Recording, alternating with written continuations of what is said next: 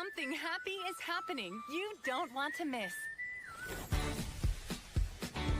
It's the Disneyland Resort 70th celebration.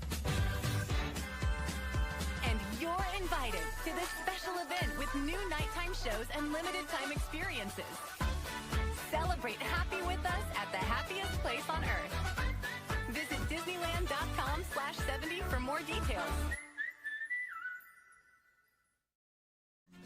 In what year did Primeval World debut at Disneyland Park, where you can go see the dinosaurs on the Disneyland Railroad? Was it A, 1962, B, 1965, or C, 1966? Katrina, dinosaurs at Disneyland.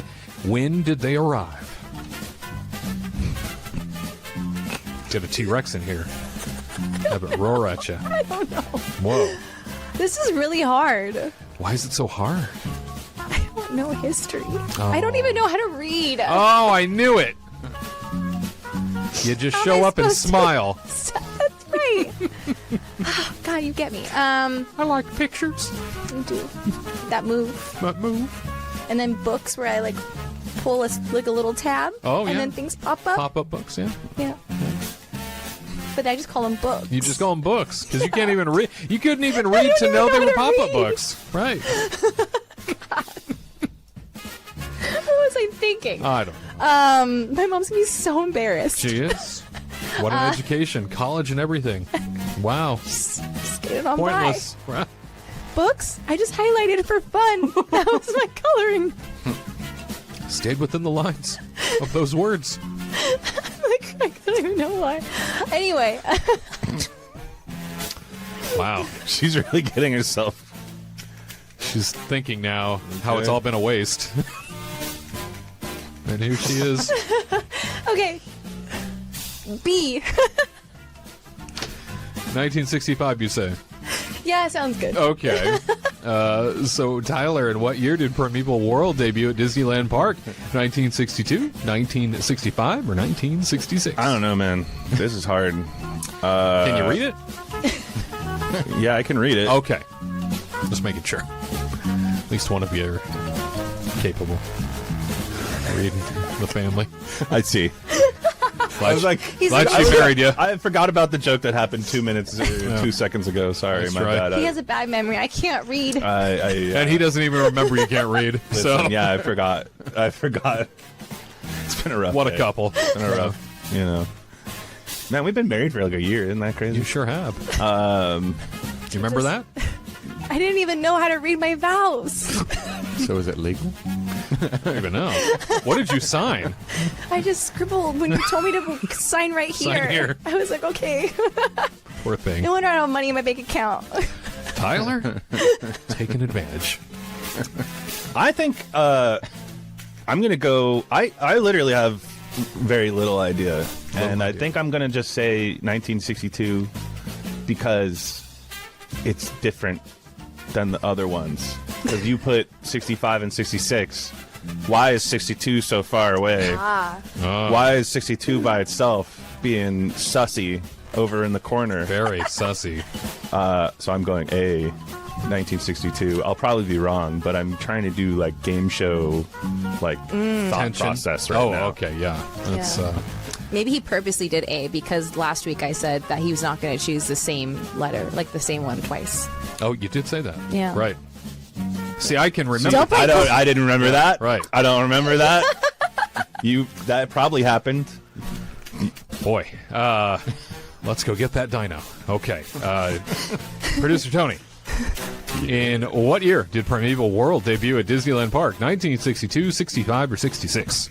I'm going to go with my same theory as last. We already have an A and B. I'm going with C. All right. All right.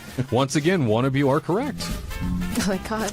And that one who is correct, Producer Tony, 1966. Hey. Dang it, that was my second guess. Way to go. The year Walt Disney passed away.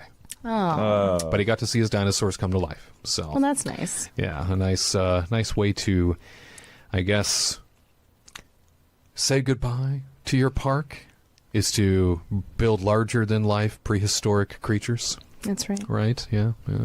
Be hanging out with the triceratops and the long neck Maybe give children nightmares as they pass by on a train. as he chuckles. Yep. I think Does a chortle. I always thought it was weird that they had like just like the stuffed animals in there in the Grand Canyon part.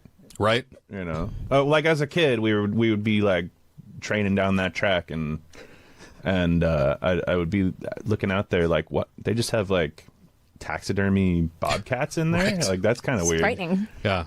I always thought it was stalking me and like waiting to pounce. And I'm like, oh, it's not even breathing. Look at that. Maybe it would breathe. Maybe, Maybe it just would if you breathe. watch close enough, it's like gonna be like, Because I'm moving. Maybe it's breathing and I can't tell because I'm moving. I don't know. Yeah. That's true. And then that pterodactyl oh does my that God. thing. The pterodactyl. Does that thing. Yeah, I like the little babies trying to get out of the eggs. Yeah. Yeah, that's good stuff. Great I like stuff. the part where Ellen is fighting off the big long neck monster with wrong the attraction. stick. Yeah. Right. That's What do you mean? Ellen's energy adventure. Oh. She's not in not Primeval World at Disneyland. Oh, Nice try, though. And then Okay. Bill Nye came along. Yeah. And yeah, no. Can you believe it? Another perfect day to talk Disney parks is here, and we couldn't be more glad that you've decided to join us. Hey, friends, Wade for the Kingdom Report here, and got lots of news to talk about. But before we get to that, you know we love rewarding you for watching or listening to this show. All you got to do to win your very own copy of my new book, Stand Alone, The Walt Disney Way, leave the phrase that pays underneath this video. Right after the live show is over, leave the comment, Disneyland 70. Disneyland 70 is the phrase that pays this week. Yeah, between now and Monday morning at 8 a.m. Pacific time in which to enter. If you are the winner, we will reach out to you and get this book shipped your direction, all by leaving Disneyland 70 in the comment section beneath this video right after the live show is over. Or if you can't wait, Stand Alone, The Walt Disney Way by me, Wade Heath, is available on Amazon right now. And on today's broadcast, lots to discuss in terms of Disneyland's 70th anniversary. That's right, it is officially underway now. I feel like we've been talking about it forever, but it's go time. And lots they have to offer in terms of entertainment and new experiences. On top of that, some old experiences and entertainment, too, have also been thrown into the mix. In addition to the Disneyland 70th anniversary, special ticket deal has been cut for you if you'd like to take advantage of it. We'll talk about that. Walt Disney World is settling in for another Halloween season, announcing Mickey's Not So Scary Halloween Party ticket dates coming up for you. We got those details as well. And Epcot's International Food and Wine Festival set to return for 2025. More to share on that front also. And you cannot get away from the news. Disney Abu Dhabi. Yeah, Disney's newest theme park destination. It is on its way. That and so much more. Again, Wade Heath alongside Tyler Crouch, Katrina Manzoni. It is time for Disney News Talk Live. Stick with us.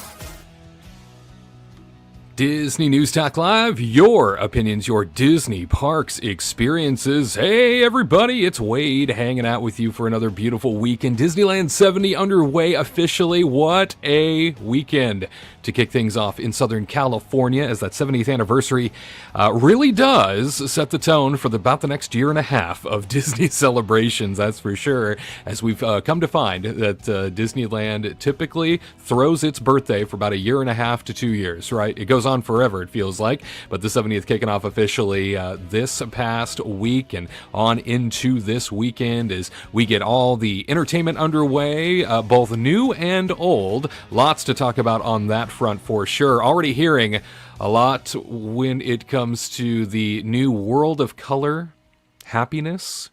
Yeah, we'll dive into it. Not as well received, I think, as many were expecting. Haven't seen it myself yet, but hearing a lot of feedback for sure.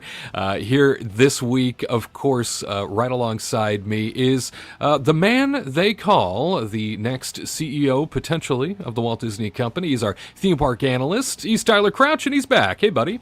Hello. Good to be back again. I've missed these Saturdays. It's been just too busy. I wish I could get out more, but here we are. Let's make the most of today. Make the most of today. Live in the now, Tyler. Exactly. And we were watching Scrooge and Launchpad dance just a moment ago, and I have to say, Launchpad has got a real good butt. I'm just gonna come out and say it. Oh, he's got dumps like a truck. Whoa. Good for you, Launchpad. Well, Launchpad, looking good apparently, and I mean, we'll ask for opinion from your significant other on that. Katrina Manzone, our travel agent extraordinaire. First of all, hello, and Launchpad, what do you think? Hello. Great. Good job. Back that thing up, Yeah. Get up all in there. I was just impressed. Clearly. I mean, Yeah. It left an impression with me. Sure. Launchpad, Uncle Scrooge, dancing it up, feeling that moment. Yeah. Talk about living in the now. Am I right? That's what I'm saying. I'm just trying to, you got to do what you can in the moment. And Launchpad can do a lot. In the now. Clearly. Absolutely. Yeah. Well, it's great to have the two of you alongside me once again as we venture on into another week in Disney news. Lot of things to talk about this week, and we will get to all of it. Of course, at the top, I had mentioned that not only are we going to be covering everything Disneyland 70th related that's going on at the moment, but also Walt Disney World has shared some updates about some, we'll just say, seasonal activities from Halloween to the Epcot International Food and Wine Festival. And then, of course, we will eventually get to the topic of Disney Abu Dhabi coming to our world in the near future as Bob Iger, Josh Tomorrow went to the other side of the globe to make an announcement that I don't know many people were expecting. So we're going to talk about that more in a bit. D. McGee saying, happy weekend, everyone. Happy weekend, D. And to any of you catching this on demand after the fact, weren't able to join us live, we say happy weekend to you as well. We know we are intermittent. We come and go on particular Saturdays. It means so much when you can drop in and be a part of the broadcast. So sound off. If you happen to be watching live, join the chat and share your thoughts. Be a part of this very program. That is what News Talk Live is all about. Before we get things off and running, though, for the 70th anniversary, you two, I have one question. That is, take me back to your earliest memory of the Disneyland Resort. What is the earliest thing you remember about that theme park in particular? Tyler, let's start with you. What do you remember earliest about Disneyland? Well, honestly, this isn't my earliest memory because, I mean, I guess I can say a little bit of both, but I just remember my earliest great memories of going to Disneyland were when I used to go every other year. During spring break, my dad would take me to the Disneyland Hotel back when they had bungalows and stuff too. It was completely different layout. They tore down the hotel rooms that I stayed in.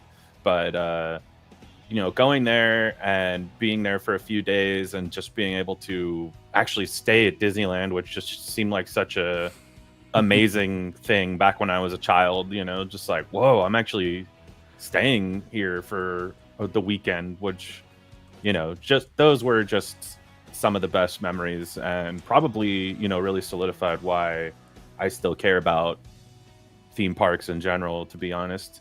But another early memory that I have is when Indiana Jones first opened, because that to me was still one of the craziest attraction reveals ever, because just as a young kid and there wasn't, the internet really didn't exist, and just literally the story was, oh, Indiana Jones found this temple, and that's really what it felt like to me. I didn't know this has been here this whole time. That's crazy, and just waiting in the line when they first opened, which went all the way to Frontierland. And yeah, I mean, waiting in line isn't a fun memory, right? But it was very memorable, I guess. And I remember them giving stickers to everybody. It was during the 40-year celebration, so now we're at 70. Oh, boy. And Indiana Jones opened when it was at the 40 years of Disney. I remember they had this song that was like 40 years of adventure. And those were some good times. Times when times I wish we had back, when things were cheaper, and it wasn't just like crazy to be at the parks every day. But yeah, some good times there, some good memories. I should say so.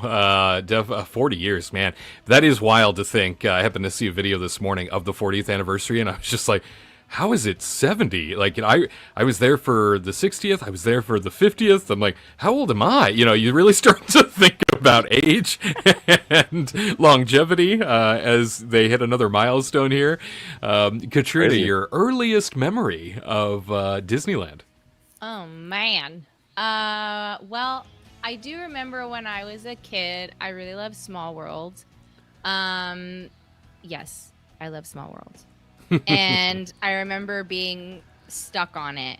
My mom's friend my mom was trying to take my brother to, I think, Indiana Jones, to be honest. And then I didn't want to go because I was scared, because during, the commercials, like the ball's coming down, and I was like, I don't want to die. And so I went on Small World with my mom's friend, and we got stuck in there for an hour. Oh my God. And they never evacuated us, which I'm curious about why they never evacuated us. But we got stuck in there for a very, very long time. But me, I was having a ball, because I remember the scene. I remember we were stuck in a really good spot where there was just I want to say we were like kind of in the middle area.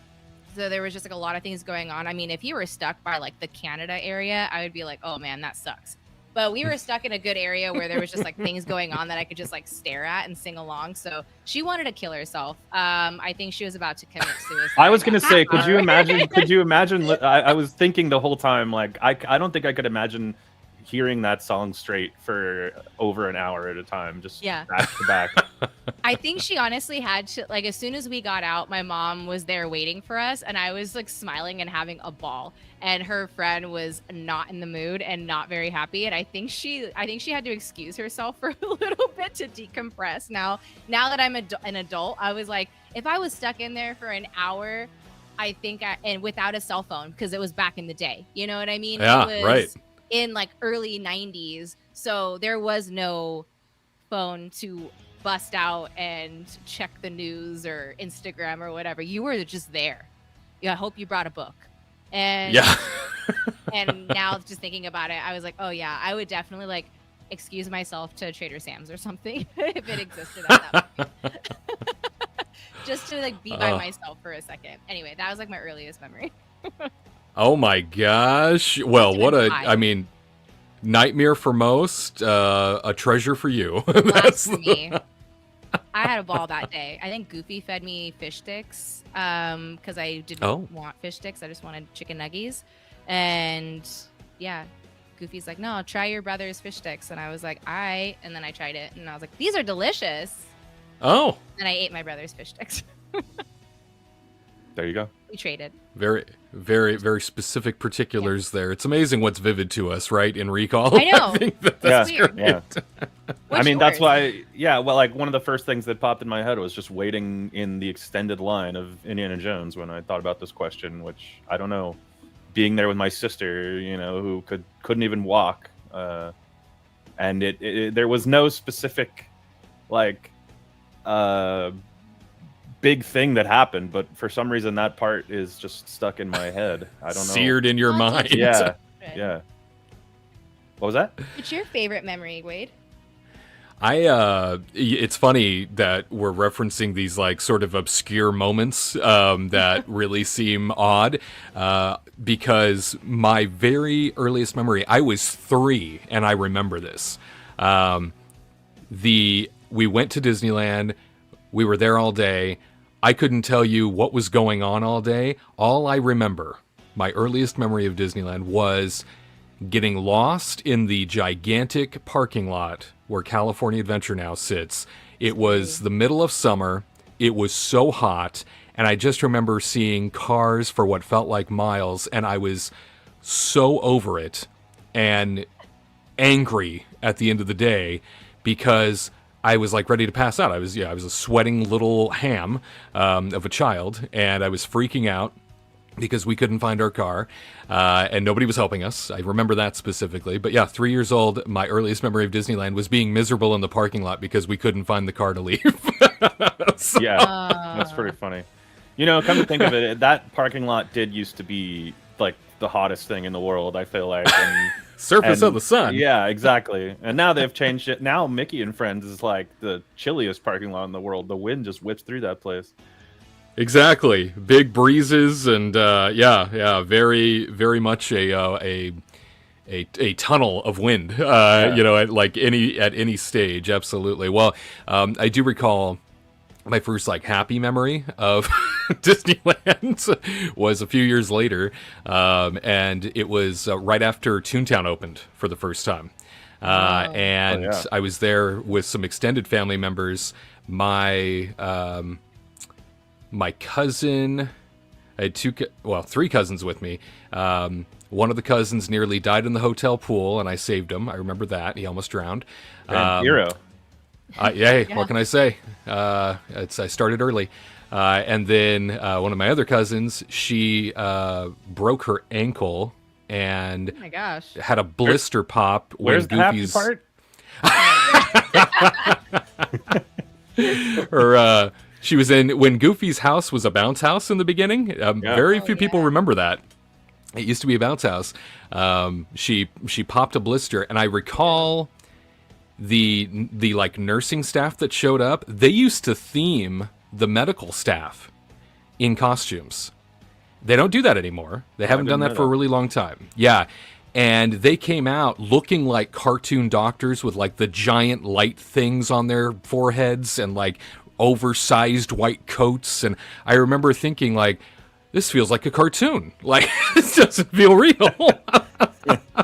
I'm in They always came out to help her. I'm in Toontown. This is insane. Yeah, so it's quite a moment. But I do remember, walking into Toontown for the first time, being blown away because as a child, of course, that felt like a dream come true, right? Cartoon world come to life for the first time. Nobody had ever seen anything like it. It's funny, by today's standards, you walk back there and you're like, as an adult, When you had the trolley moving around, though, that was really fun. I really. It was very different. Hop on the trolley. Yeah. It was and lively. they had a show that they did where they brought out this giant float. I remember that came out of a huge gate, and Roger Rabbit was a major part of the show, and that was back when they still touted Roger Rabbit. Now they kind of keep him hidden, I feel like, but I mean, some really good memories in Toontown. I remember my dad getting upset because he's like, "Let's go do something else." I just was walking around Toontown, pressing all the buttons and opening all the crates over and over again. You're out of your mind, Dad. This is what I need to be doing right now. This is the best. Yeah, this is the best. Absolutely. Richard saying, first memory is seeing the monorail from the old parking lot and thinking how futuristic it was. I wonder how many people's first memory is that. Because imagine how many people have seen that on the way. Yeah, definitely. You see that, and so many people. You think about even just arriving to the resort district for the first time. If you're staying on a hotel outside, before you even go into those parks, you see the monorail on the perimeter, and that is such a moment. I think for most folks because it's a signal of. There's more, right? There's more inside. Imagine what else it looks like. And I know it always, used to get me amped up when I would come to visit, and it would be such a moment to see that monorail fly by. Yeah. I even remember eating at the Monorail Cafe back in the day, getting some pancakes there in the morning. Miss those times. Take Tyler back. Exactly. He loves them pancakes. Please do. Judith saying my earliest memory of Disneyland was riding the Rainbow Ridge pack mules. I don't remember how old I was. Oh, the pack mules. I've only seen those in videos. That's fantastic. What a memory. Wow. What a thing to have been a part of. I really wish I was able to go on Nature's Wonderland at some time in my life and see like the cascading waterfall into the rivers of America. I don't remember ever seeing any of that stuff, and I wish I did. No kidding. Pretty special. Yeah. And Tricia saying, never been there, but Disney World, I was 6 years old. We drove from Pennsylvania. Well, that is also a very special memory to have a first-time encounter. She also added she was so scared of Haunted Mansion. Yeah, that's scary. Yeah. For years, I did not go on that ride because I was just like, no, thank you. Haunted Mansion? That sounds like something I don't need to be a part of. I remember somebody telling me that at the end the hitchhiking ghosts would sit next to you, and I was like, well, that's a good reason to never see it. I'm in done. My life. Yeah. Thanks for the mention. I forget it. I'm out of here. Yep, No I'm more. done. Absolutely. Well, thank you all for participating. Earliest memories of Disneyland as we celebrate 70 years. Certainly the real birthday of Disneyland is in July. We all know that. But the kickoff for the 70th anniversary happening right now at the Disneyland Resort. And by golly, let's jump into it. When it comes to our first story of the week, that celebration is now underway. ABC 7 saying the Disneyland Resort 70th celebration officially kicked off Friday, and guests can expect a slate of new entertainment as well as the return of some fan favorites. They say the year-long birthday celebration will feature parties around every corner, from the debut of the Celebrate Happy Cavalcade down Main Street, USA, to the all-new Tapestry of Happiness projection show at It's a Small World, and much more. The dazzling fan favorite nighttime parade Paint the Night has made its grand return. Boy, I saw that everywhere last night. Has made its grand return to light up Main Street, USA with stunning color and more than 1 million brilliant LED lights. In addition to innovative floats, vibrant costumes, and unforgettable music, Anna and Elsa have rejoined the parade on the fan favorite float inspired by Disney Animation's Frozen, as it makes its return for the first time since its initial run at Disneyland Park. The celebration will continue over a California adventure. During the day, guests can enjoy the beloved Better Together, a Pixar Pal celebration. Then, when the sun goes down, the all-new World of Color Happiness show, which is inspired by Walt Disney's words from the opening day park dedication from 7 decades ago: to all who come to this happy place, welcome. The Nighttime Spectacular will explore happy through a kaleidoscope of emotions, hosted by Joy and the other emotions from the hit Pixar films Inside Out and Inside Out 2. So, 70th now underway. We have something old and something new coming for the entertainment. I know we've talked about this leading up to sort of the kickoff of these moments here, where with the 70th anniversary being sort of, hoisted in terms of banner in May. The anniversary itself is July 17th, but they get the party rolling right ahead of kind of those summer vacation periods, right? That really tend to kick off towards the end of May. Knowing that both Paint the Night has returned, as well as this new Celebrate Happy World of Color, the nighttime entertainment on both sides of the park really has something to pull people from one side of the resort to the other again, which is great. Now, I will tell you that while I was watching various friends posting about their encounters on both sides of the resort last night, the one thing I heard repeatedly and have not heard anything positive about, and this is really unfortunate, is this new World of Color show. And I don't know if any of you have heard the same. I usually reserve judgment until I see it. Unfortunately, and I trust my friends, we all kind of have the same taste. We're into the same things when it comes to Disney. Nobody seems very positive about something called Celebrate Happy, which is too bad. Anybody heard the same? I haven't heard anything about the World of Color 2.0. Oh, good. Yeah, I mean, I feel like it got maybe it's just the feed of how it's feeding to me. I've just been bombarded with Paint the Night. Oh, it's been over. I haven't heard anything about the World of Color. And obviously with the media event going on, they're always going to have to say that it's the best thing that they've ever seen when they're invited and stuff to be paid by Disney to stay at Grand Californian for a few days and be, ushered to all these things. So I've been trying to wait and hear like actual real reviews. Sure. So hopefully it'll filter to me now that we've said World of Color multiple times, and my phone will start picking it up. We know your phone's listening, just Yeah. like all of ours. Always listening. Absolutely. Yeah. Well, Paint the Night, I know we've talked about this once we heard it was returning. They have kept this parade under lock and key for the last couple years. They've only really rolled it out for one major run at California Adventure, to my recollection.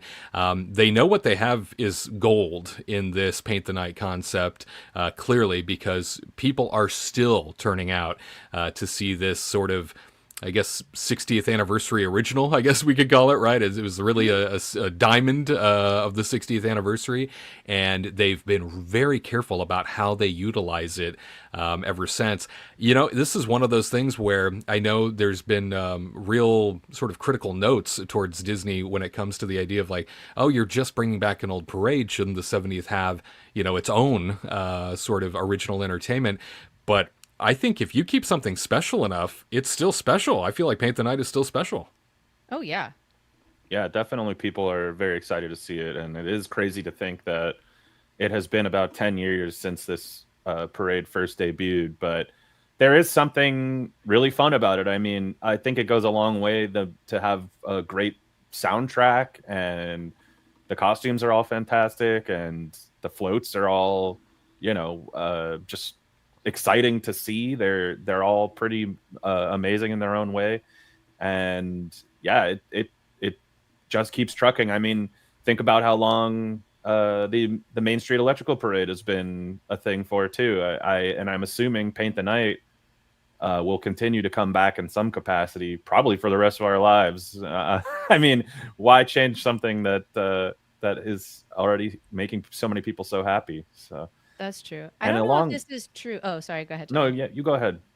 I don't know if this is true. I haven't watched any of the videos, to be honest, because I kind of want to absorb it in real life first. But I've heard that the music at the beginning and the ending are different Oh, Is that than right? the I original. haven't heard parade.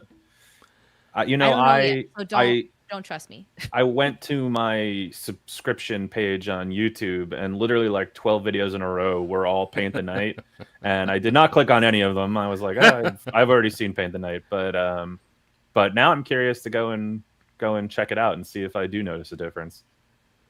Good for you. Well, one thing I was definitely wondering about, and whether or not it was going to change. It makes sense to me if the ending in particular has in fact changed. I don't know either. None of us have seen this in person yet. I know we can't wait, right? But I was thinking, okay, that Mickey mashup at the end. Remember, you know, he's the in float. Revolves entirely around Zippity Doo Dah. And they don't play that song anymore. Oh, maybe Disney that's why is- it's different. Yeah, People are So I don't saying know. it's different. yeah, I forgot don't about know if Mickey's still there. I don't know if it's still the same concept of float and the Fab Five kind of, you know, procession that it originally was. I thought that ending was so magical overall, and it stuck in your head the whole time. It was such an earworm of a rendition of the song, because it was a mashup, really. But Zippity Doo Dah was kind of the throughout of the entire mashup, and I figured, they act like that song doesn't exist anymore, like it had no, you know, like it wasn't their anthem for the longest time. Yeah, really. It's gone, right? So I figured that was probably going to be edited somehow. But, you know, I'd be disappointed if the start in particular, that startup, you want to talk about a magical feeling. That startup swept through the lands, right, as that music would hit for the first time, and the way in which they captivate sort of the spirit of this overall parade in those opening notes is something that should be studied. It's so good. And so if that's changed, and that tone and song has been adjusted, boy, that's going to be disappointing. I hope that's not the case. Now I'm for gonna the have to go better. and listen to it. I'm very curious. Yeah. Yeah. You know, I'm excited this show is back. It's been such a long time. As you said, it was only at California Adventure for a little while there, and then it's been gone for so long. So, you know, this is one of those things that I would definitely go and check out. I've talked about World of Color before and my thoughts on it. I'm never really excited for new World of Color shows, so I'll probably skip that one to be honest. But I know, unless we do like a dessert party. I was like, yeah, this old gal, she needs a seat. but She Paint needs the a Night, seat. I am excited to see it again. Julia saying they got rid of Zippity Doodah, changed it to Celebrate Happy. I believe that Oh, wholeheartedly, Julia, Yeah, Boy, and a nice excuse to be able to weave in, right, a new theme. It's our celebration. It's what we call it. So yeah, I they want pulled them it to. off. I hope every year they celebrate a new dwarf. I hope next year we celebrate Bashful, and then the next year we'll celebrate Sneezy. Yeah. I'm excited. We've got 7 great years of celebrations Yeah, ahead. yeah. I'm looking forward wait to for it Grumpy. myself. There's that final, yeah. Celebrate Grumpy is coming to a park near you. Yeah, there's that final float I was mentioning. It's such a moment, It's and psychedelic. I love it. Whoa! Look I at suppose this, man. get Don't lost even in need that, drugs right? for this. I still remember watching this on the 60th after a very, very long day, a very, very long, stressful day. Yeah. And then Oh. I think every part of like my being of exhaustion, just being tired, stressed out all day, and then you hear that music kind of like slowly approaching, and then you just kind of it just all went away for like that 3 minutes of happiness that just slowly just started coming, and then I got stressed out again because then people started like pushing in, and I was like, Because everyone wanted to see it. Yeah, I remember vividly standing on a planter over in front of Small World to watch that show for the first time. And I mean, it was nice. That was the last time they did a 24-hour day. And Yeah. that was why we were so exhausted, because literally they that's grilled right. cheesesteak at 2 a.m. at Blue Bayou. Yeah, You they know? released Wow. everything. Like they released like 10 things on the same day, and I still remember we were staying off property at the time, and I was like, "Oh, I need a break. Like, let's go back to the hotel for a little bit." And we look out. We look out towards harbor, which is where our hotel was, and the line through security was all the way back to harbor. And we were like, well, I guess we're stuck here. And we just stayed in Disney for a good, I don't know, 20 hours, it felt like. Wow. I think it was a good 20 hours because we got there like in the morning, and then then they had to like corral people at DCA, and they wouldn't let people into Disneyland, and then that was a nightmare. And it was just that 24-hour day. It just was a crazy, crazy time. And then thank God Tyler like talked to a manager, because we had reservations at Blue Bayou at 1 a.m, and they weren't letting anybody into Disneyland. And we're just like, how do we get in? And then guest relations is like, well, I guess you just have to pay for the cancellation. And I was like, excuse me?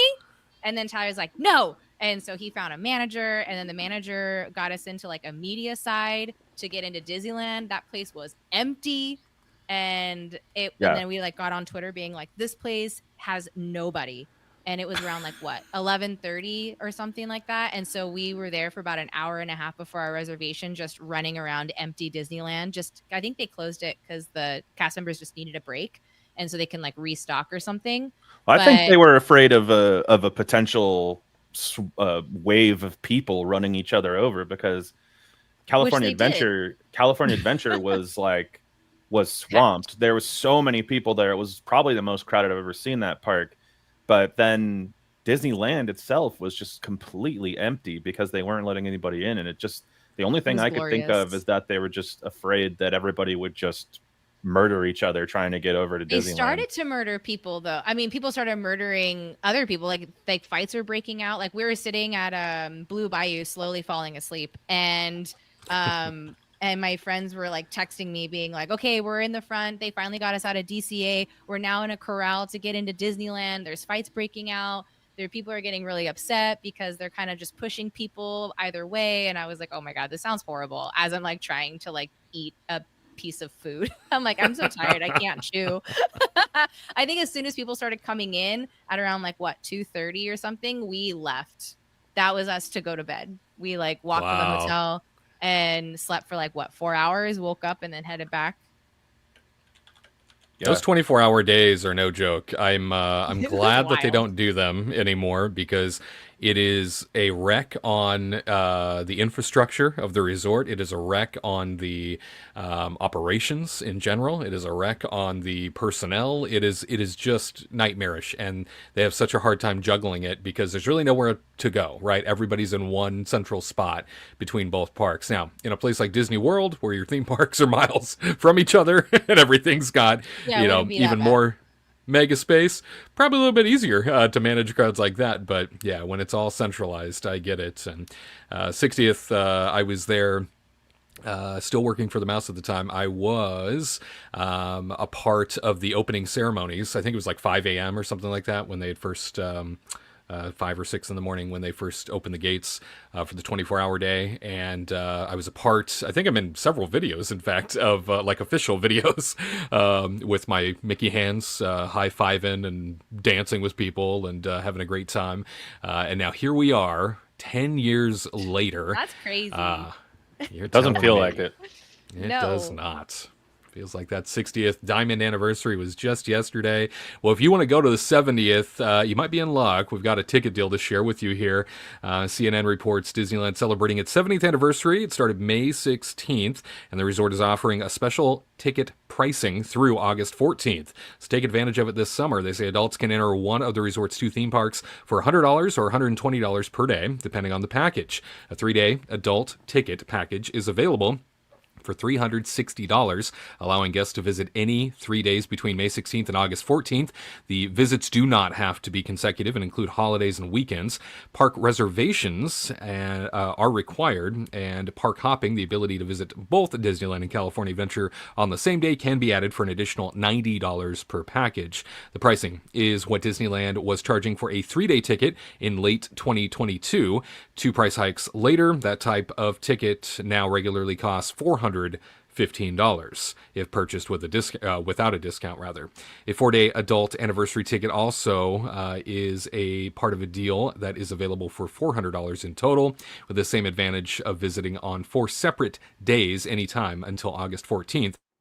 Park hopping can be added for an additional $95 per package on the 4-day.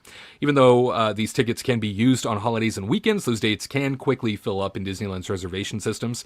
So reservations can be made on the Disneyland app during the process of purchasing tickets. We advise everybody to do that as soon as possible, especially for these anniversary kickoff months here. I'd say through the summertime typically. This is, when they have an anniversary in particular, a time where a lot of renewed interest brings people who have not been to the parks in a while back to the parks. So great to see a ticket deal, Tyler. Nice to have a little bit of relief there, knowing that the prices just keep going up anymore.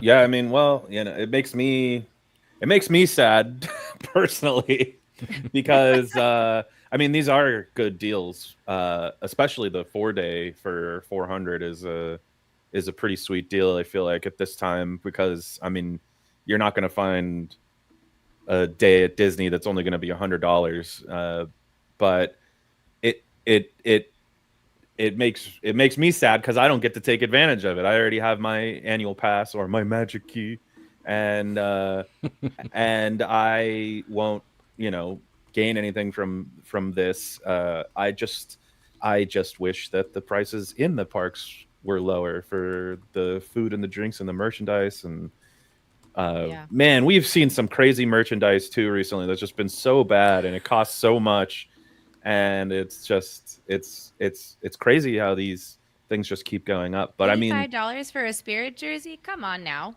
yeah. Hey. And I recently bought a sweatshirt that was like $70, and it doesn't even have like a pull string in the hood or anything. It's a pretty basic sweatshirt, and it's like Cheap.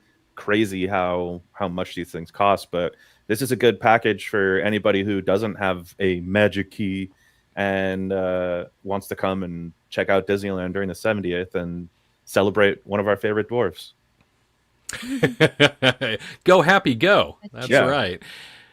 Katrina, I think it's certainly a package that will help those families that are looking to make their dollars stretch. And, again, if it's one of those things where typically the anniversaries tend to bring people back, if they haven't been around for a while, just for pure nostalgia purposes, then take advantage of this, right? Right. I mean, again, it's not a park hopper, but you can add it. And so it's not that bad for like $90 to $95 to do it. And also you don't have to use it on consecutive days. That's the nice part. I'm shocked that they're allowing it, to be honest.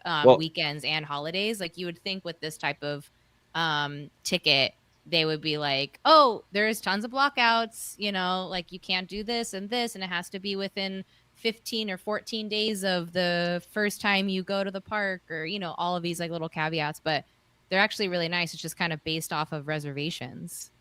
We had a podcast a couple months ago or so where one of our topics of discussion was that Disney is becoming aware that a lot of their customers think that it's just getting way too expensive. And, one of the things Wade said was they were going to start offering better ticket packages and things. And here it is. I mean, that's the first thing I thought of when I saw this. Yeah.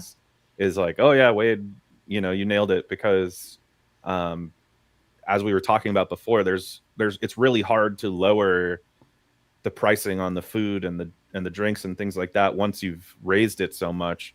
But this is something that you can definitely lower without people really realizing what's happening. It doesn't give them a bad look, Yeah.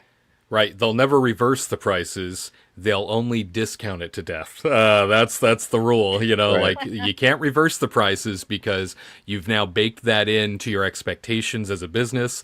It's become what you now expect for the bottom line. It's what you're reporting as something that, you can count on money-wise for the organization. So discounting is a temporary solve that I figured they would fall back on.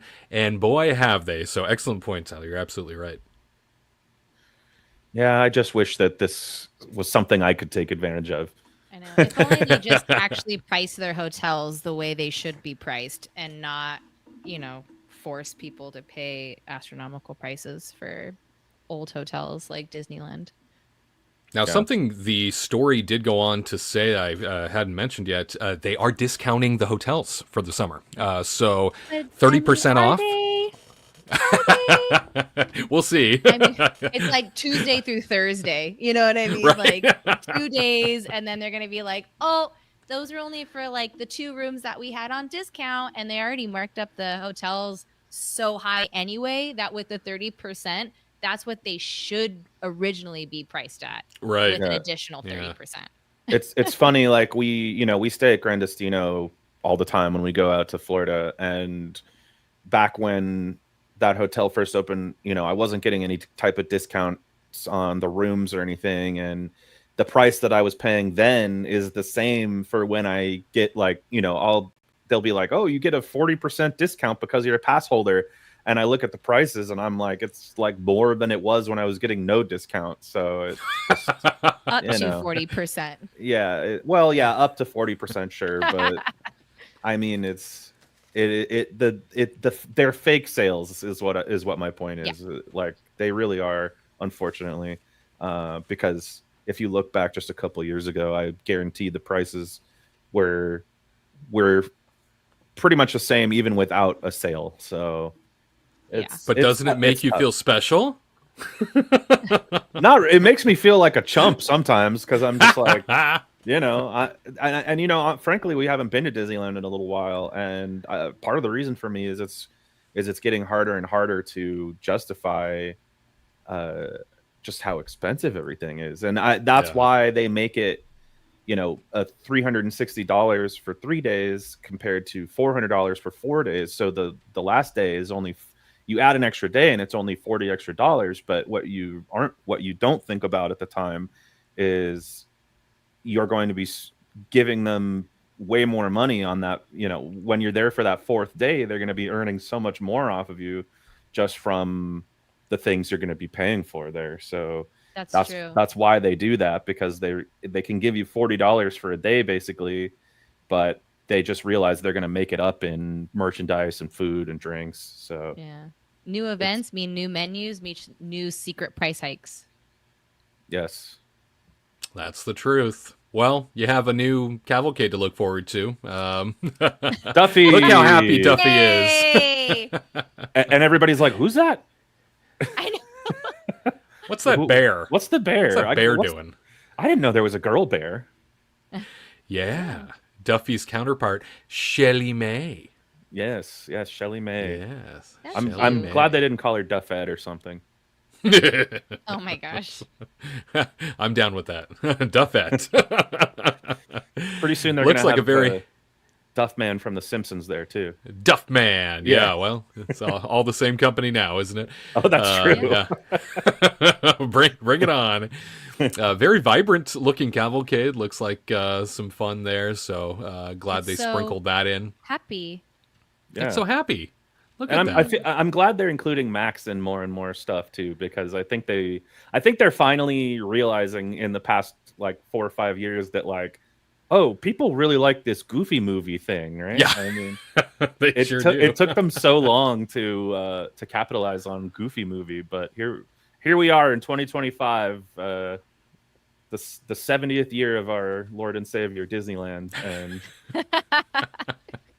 and now we're think- finally taking Oh my advantage. gosh. I think, Tyler, it's because the millennials are now in charge, and they're like, "Hey, They're you the know ones what with the movie didn't get pocketbook. love?" Yeah, well, I think the millennials are in charge at Disney finally. I think Right. that's what's going on. I think the millennials have been installed in entertainment, and they're like, "Hey, this film never received the glory it deserved, and we're going to push hard for it because you're right. In the last couple of years, that sucker rose from the ashes. Like Yeah. it was so far removed from the zeitgeist of Disney parks, and now it is front and center over and over again. And I'm like, what happened? how did Bring this it start? anywhere you can. Yeah. Max is back. Max and Absolutely, father and Powerline. son. Yeah, father Yes. and son, which has always just been Goofy movie is just a classic treasure. I mean, that father and son relationship is just makes my heart all warm, you know. I bet I'm not it gonna does. lie, this actually triggered a dream that I had last night. I'm not even kidding. I was like What? wondering because I was gonna tell you guys about it because I was like, oh, I had a dream and I need to tell you guys, and I couldn't remember it, and now I just came back. I had a dream going into Disneyland because it was the 70th, and they were having all this merchandise, and I found a possum head you can wear as a hat, Oh, or a Lester? possum body you can wear it Yeah. as a hat, and I was like, oh my god, Wade, this is your moment. And it was What a beautiful dream! Oh my gosh! Tyler and I were just like, we have to buy one. I would definitely wear a That roadkill was silly. hat. I would definitely do that. Yes, But it was Lester's like a Possum whole Park. possum. It's like a Oh. whole dead possum you put on your head. I don't know. My dreams are weird. Anyway, so that I just would buy triggered it. 5. That's hilarious. Thank you for sharing that. That is fantastic. And yeah, Lester's Possum Park in a Goofy movie where essentially they're mocking the Country Bear Jamboree.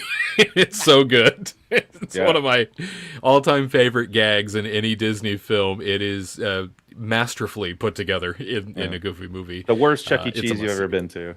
That's right. Worst Chuck E. Cheese ever.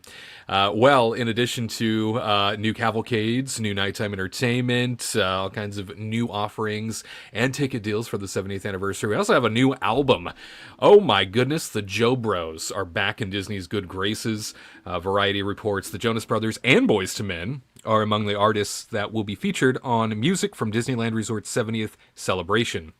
The album, created in honor of the theme park's 70th anniversary, will be released this past Tuesday, as a matter of fact, called Celebrate Happy, and it's performed by the Jonas Brothers, will be heard throughout the celebration across various entertainment experiences. If you follow us on Instagram at Kingdom Report Live, you heard a clip of that song playing over the ad for this show today.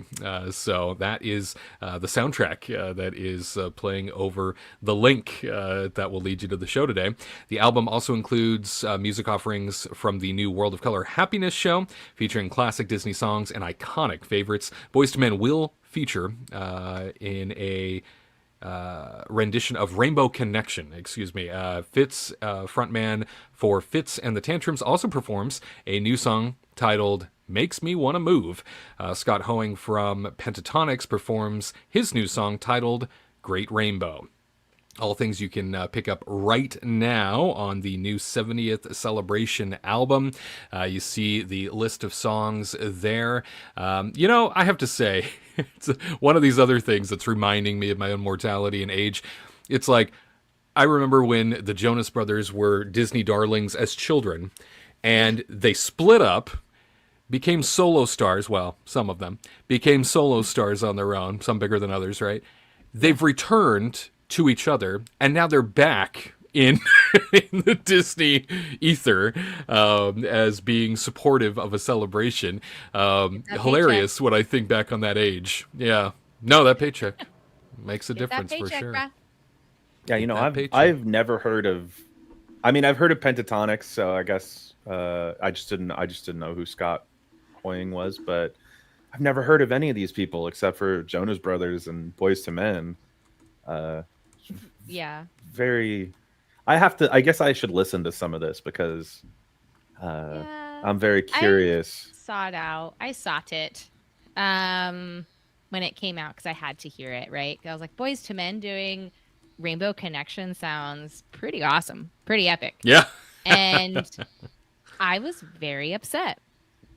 I was kind of like, you just needed to let them sing and let the music kind of have them control the music and how they would have done it, because I feel like Disney got in the way and they're like, no, it has to be like this type of style, and it just doesn't sound right to me. No, I don't know.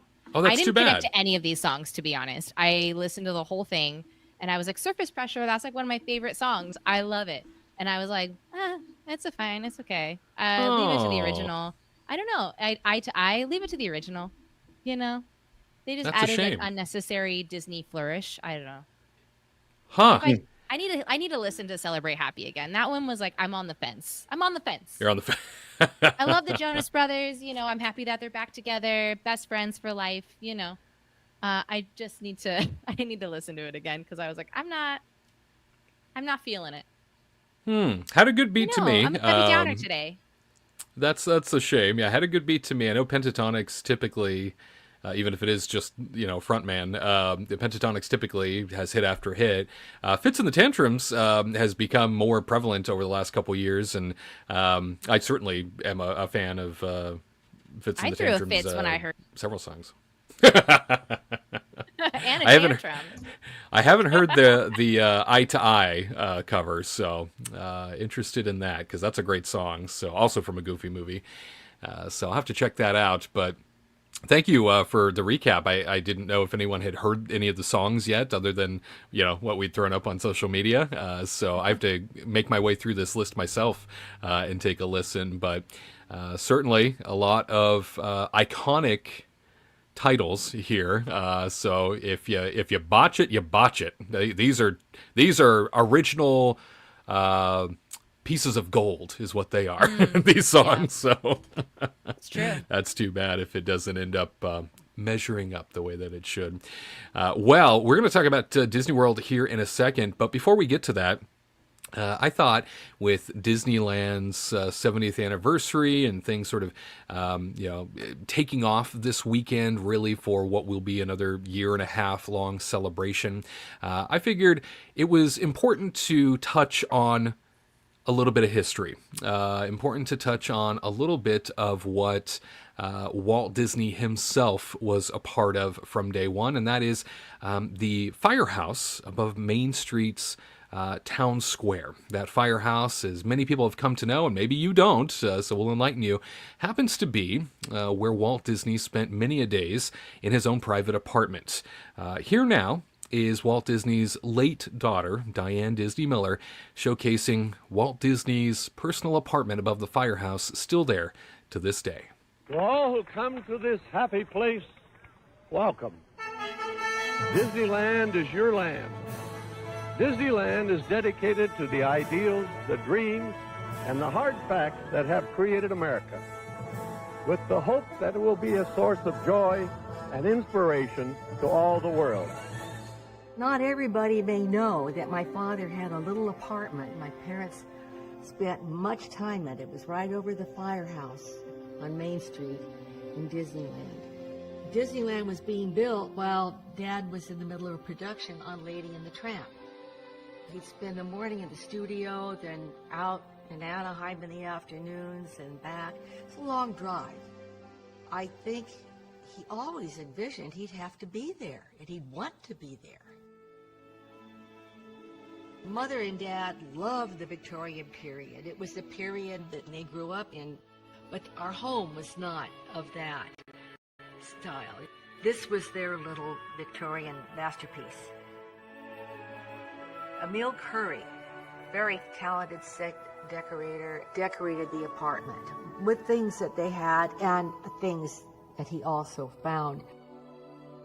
He won an Academy Award for the sets of 20,000 Leagues Under the Sea, Mary Poppins, Pollyanna, all the films, that part of my father's life and beyond. When Dad would travel, they'd go into little antique shops, and that's where he acquired some of his miniature collection and bric-a-brac, little china teacups and things. Mother collected cranberry glass, and the cranberry is the color that dominates this apartment.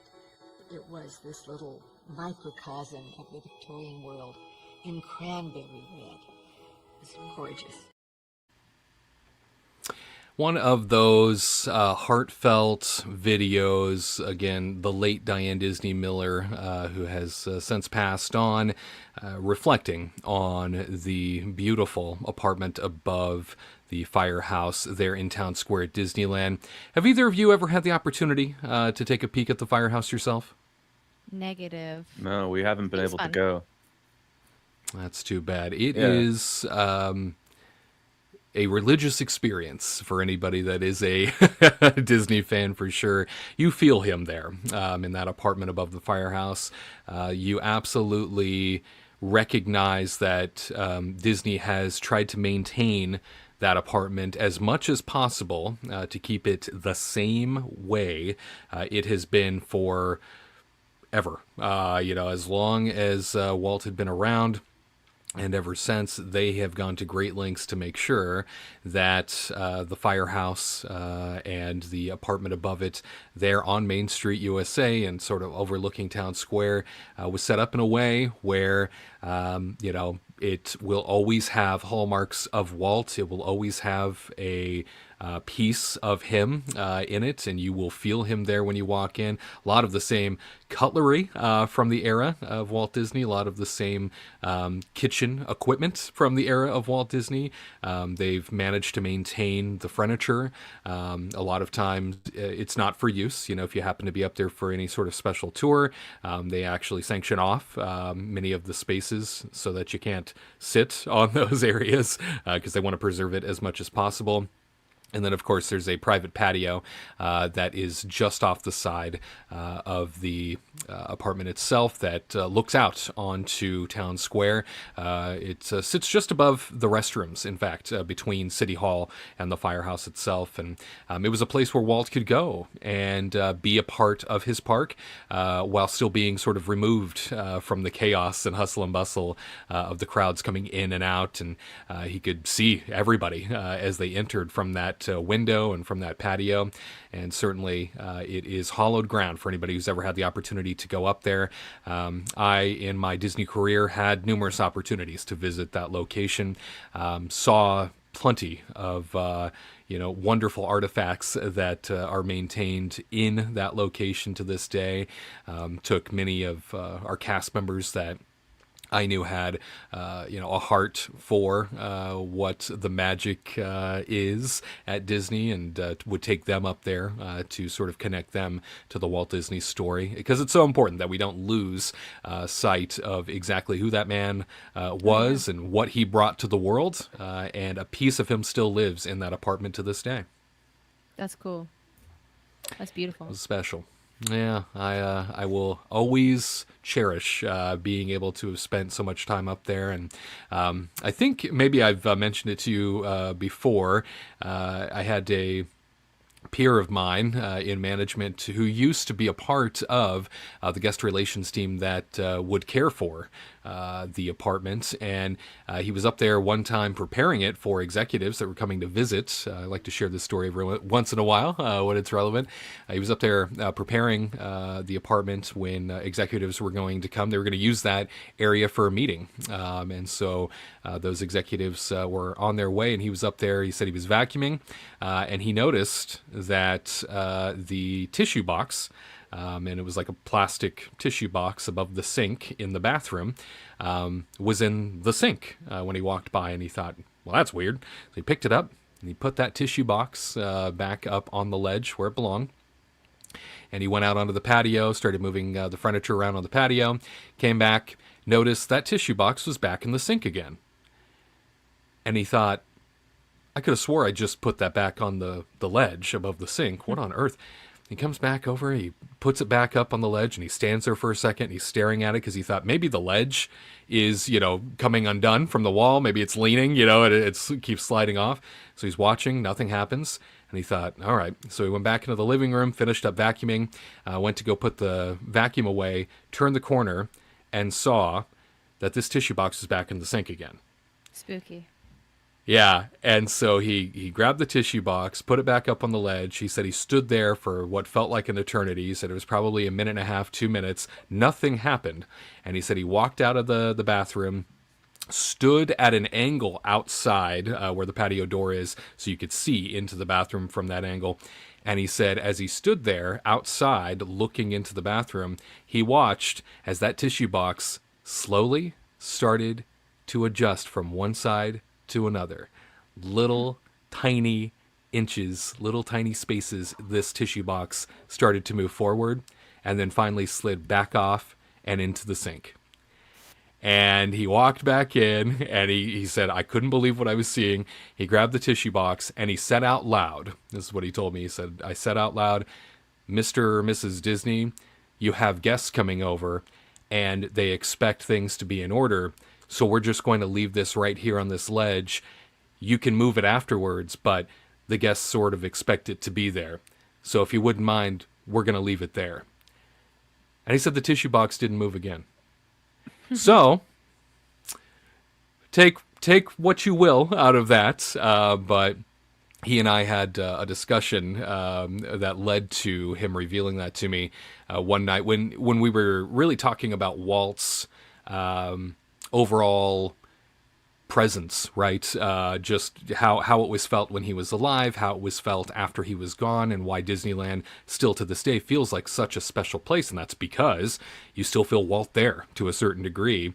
And that, led us down the road of talking about how Walt Disney, is a guy that has so much attached to him in terms of spirit, so much attached to him in terms of lore, that there's a lot to remember about him. But certainly his spirit while he was alive was that of a behemoth, that of a giant in terms of size and scope of personality. And his personality, sort of lives on through a lot of different artifacts and things in the park. And he had said something to me late one night as we were finishing up. We were getting ready to leave the park, and he said, he said, I believe the people who've worked here for years that say they've seen him, in recent years, like they see him out of the corner of their eye, or like they feel him in certain places. He says, I believe those people. And I said, really, why is that?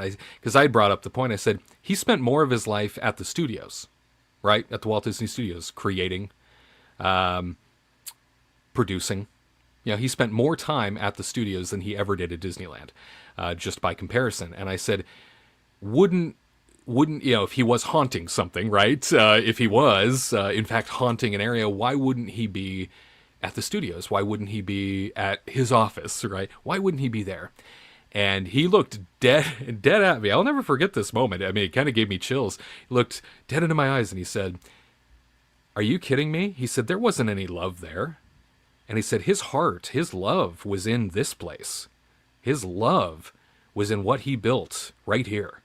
And he said, if there's an afterlife, he said, if there is, an ability to have your spirits be present somewhere, beyond your own physical form, he said, why wouldn't he be here? Because this is the only place he loved more than anything else. So I fully believe that he spends his time here.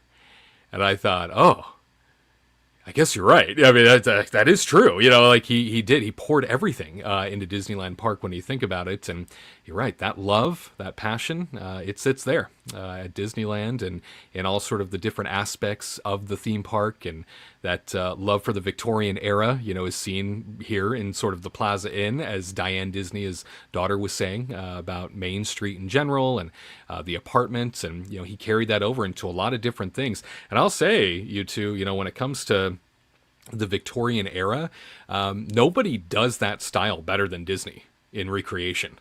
I think about that all the time, especially you go to like Main Street USA or even some resorts that Disney has done where the Victorian era is prevalent. And I always think like, boy, nobody knocks it out of the park quite like Disney when it comes to this particular era. It's like a specialty for them. And I think it's because Walt had such a love of it. So thank you for coming to my TED Talk. I hope you enjoyed it. Yeah, no, I mean, that is a spooky story to be sure. I don't know. There must have been some some ants under that box or something, maybe. Flick and Princess Ada down there or something. But moving it around. Yeah, but that is pretty wild. I do love to hear the different little ghost stories of Disneyland. I mean, that's kind of part of the history, right? There's been so many, especially with the Haunted Mansion there and everything. There's been so many spooky stories over the years, and it's very interesting to think about. Yeah, definitely. Well, and the idea that he said it stopped when he asked for it to stop, and he said that told me something intelligent was listening. He goes, because it never happened again. he said it spooked him, but he thought he's like, if they're anywhere, they're up here. He's like, they would still be here. So I thought it was fascinating. D in chat saying, how do you feel about the Disney family being less and less involved with the company? Certainly as we just saw the late Diane Disney Miller, Walt's daughter, and certainly as we have come to understand now, there is no Disney namesake, right, involved in the organization anymore. There is no Disney namesake that we can rely on to save the organization, quite like Roy Disney Jr. did when he battled Michael Eisner in the latter days of the Eisner era and, fought Disney back out of sort of what was a downward spiral there at the end of the Eisner era. So how do you guys feel when it comes to, I guess, the Disney family being less and less involved with the company? We saw the Chapek era, come out of recent years. The Iger era returned for an encore. But there are no Disney family members to step up and save the business again if something goes awry. Yeah, I mean, for me personally, would it be nice to have somebody still involved, like just from a nostalgic viewpoint? Yeah, sure. But at the same time, I don't believe just because somebody has a name means that they should be responsible for a ongoing business that was a family business at one point, but then just blossomed into so much more. And to me, it's like there are so many companies in this world that start as a family business and then just move on to bigger and different and better things. And I don't really believe there's anybody in the Disney family at this point who could really lead that company the way that Walt and Roy did. And so for me, is it in a dream world, would it be cool to have some Disney family members still there? Sure. But I don't believe that they would make the company better at this point. So it is what it is. I don't really feel bad about it per se.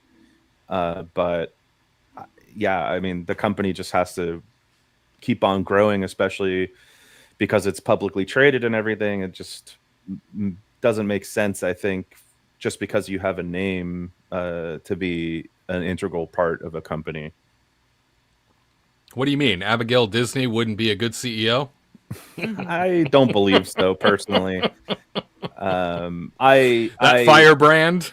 I respect like her heart and the position she comes from, sometimes, but at the same time, I just, again, I wouldn't say just because you were somebody's daughter or son that you should have a right to be the leader of this multi-billion-dollar company, or not even the leader, but even just be a part of it. Like you don't, once things progress, rights kind of get thrown away, especially if it's just because of your name. And Katrina, the Disney family has become less and less involved, now to a point where there are no more Disneys left in the company. I know that Roy Disney Jr.'s son tends to make appearances from time to time on behalf of the family. He seems to be the goodwill ambassador for the family, I think, at this point. But he certainly is not at all a part of day-to-day operations or has any influence in the organization. How do you feel about the Disney family being now totally removed from what was a family-founded organization? I'm kind of in line with Tyler in a way of, if it was, it's not like a dynasty where it's kind of like passed down to the family and stuff, since it's like a public traded company. It would be nice in like a dream world where, yes, like a part of Disney is still alive and thriving inside the company. But if it was like, if Walt taught his kids and those kids learned from Walt, and then those kids taught their kids, and it slowly passed down the line, and they fought to try to stay in the company, sure, I would love to have that happen, but it shouldn't just be given to you if you don't, really try to, work hard for it. So don't just pass it on for no reason, have somebody truly committed to making a difference. I agree. I think that, just being a namesake for namesake doesn't necessarily do anybody any favors. But I always really you can appreciated... be dumb as bricks and be Disney, and what, you want to get $500,000 a year to sit there and say, hey, I'm part of Disney's legacy? No, not at all. Yeah, you want to contribute something. You expect, right, a family member like that to contribute something. I always felt like, Roy Jr., having been sort of the head of animation as he was, and kind of, I don't know, I felt like he was sort of the protector of the heart of the business because he was in charge of animation, right? And I felt like he really had a place there in the Eisner era. And, of course, wrestled, as I had mentioned, the organization back as he led the board against Eisner when Eisner kind of lost his mind there towards the end of his tenure, and set everything back on the right course. Of course, we know Roy Disney Jr. passed away, and now Roy's son, he is just the last sort of face of the company, or the last sort of face of the family, rather, still doing things for the company on occasion. But Dee, that's it. No more Disney's left.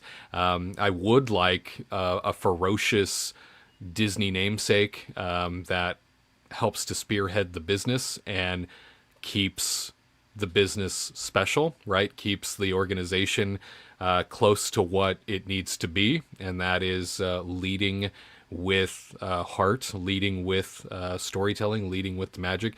The organization's become wildly political, especially in the last couple of years, and I know that it became a priority of Bob Iger version 2. Bob Iger here in his second round with the company to steer away from all that, because I think they recognized, Disney shouldn't be that place. Disney should be a place for everybody, right? Disney shouldn't be controversial. Disney should be the one thing that people everywhere can agree on, that everybody can come together on.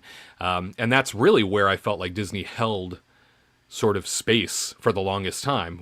It was something everyone could unite around. And then it was, I don't know, the early 2020s have been nuts. It's just been one wild thing after another. And I feel like nothing really escapes sort of the political ramifications of the last 5 years in particular. But Disney is one of those places where I'm glad to see them sort of setting that track again in the opposite direction of, we're here to storytell, we're not here to preach, we're here to bring people together on universal truths, dreams, magic, the things we all have in common, right? I feel like they steered away from that at one point, and that really started to bother me because I thought, why are you trying to divide people? Why are you trying to, in an era of more division than ever? And so I feel like somebody from the Disney family, if they could just be a steward of that, I'd be very happy. If they could just be a steward of what makes the place special to begin with, because I feel like over the course of time, we've lost a lot of elements of what makes Disney special.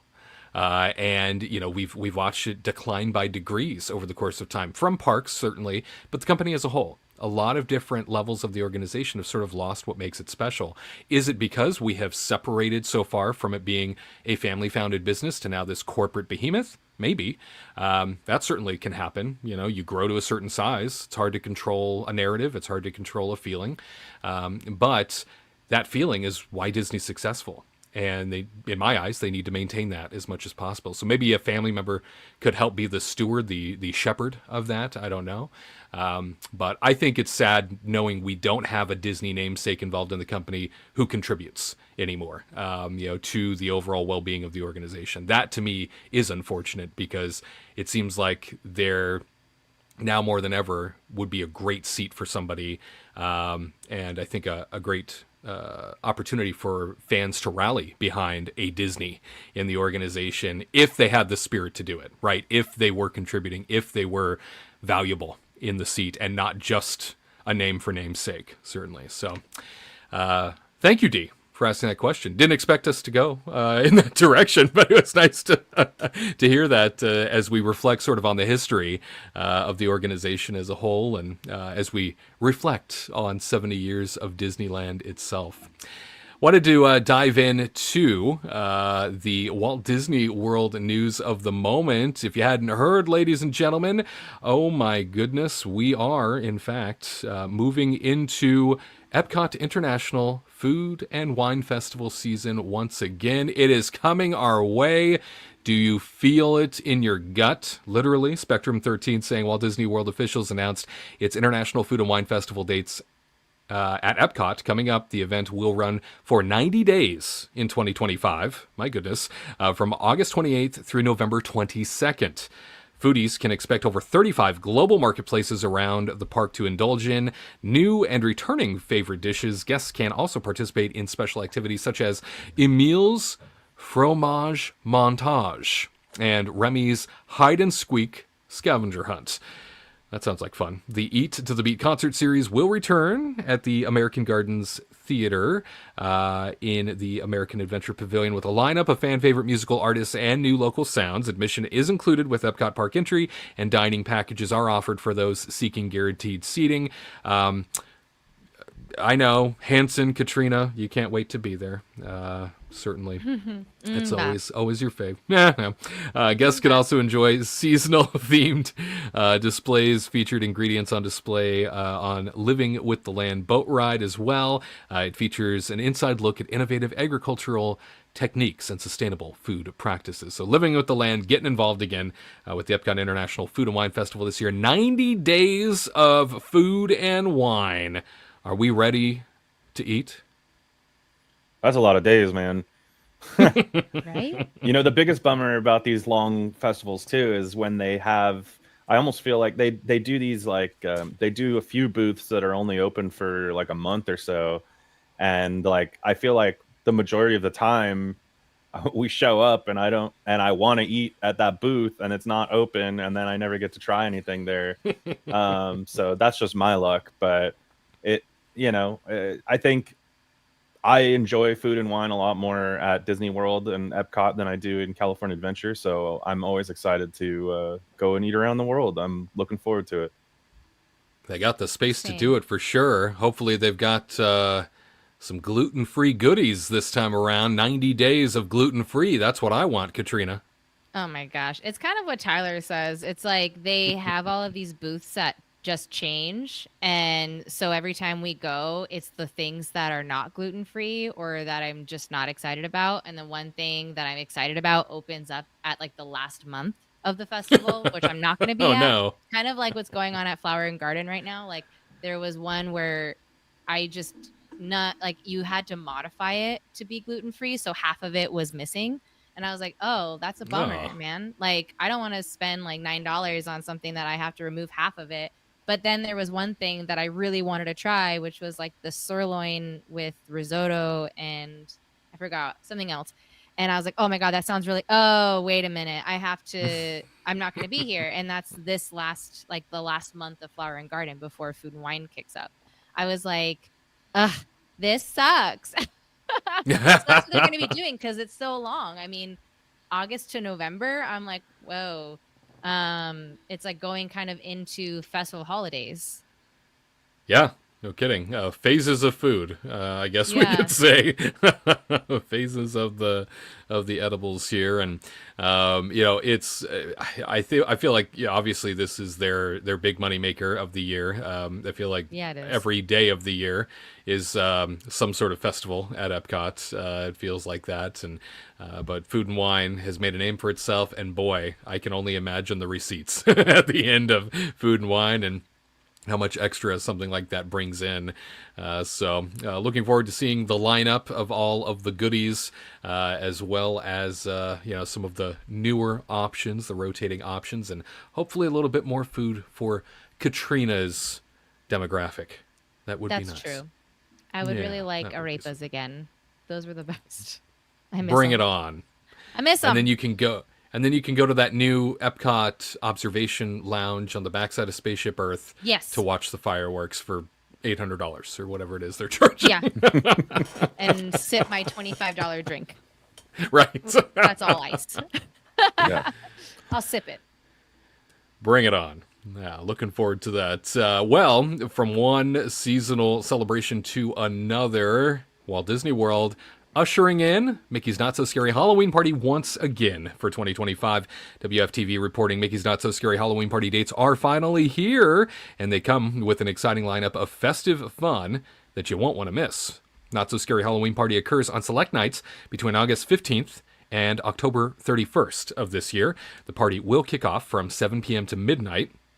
Ticket holders may enter Magic Kingdom from 4 p.m. on their ticket's valid date, allowing more time to enjoy favorites before the event starts. These specific event tickets don't require an additional theme park ticket or reservation.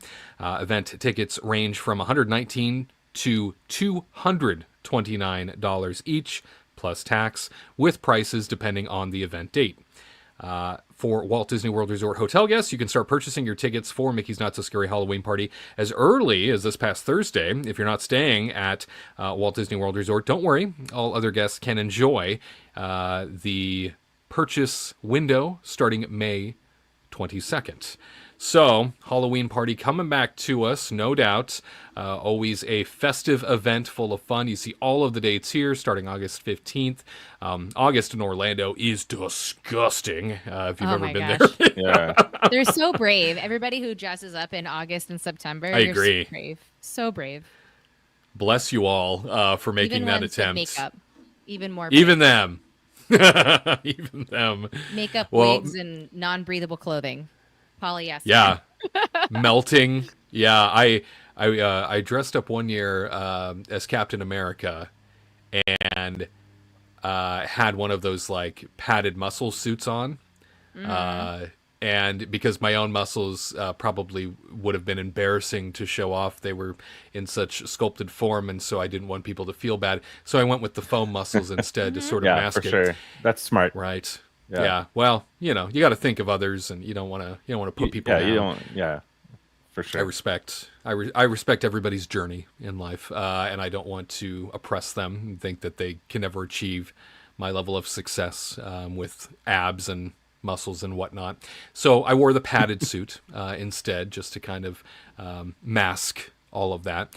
And I mean, I think I don't even think I was through the main entrance, because it's a long walk there at Magic Kingdom when you're dropped off by bus and you got to make your way through security. You're waiting a while before you even make it through the entrance. And it was August, and oh my, I was ready to pass out even before I got through the tunnel.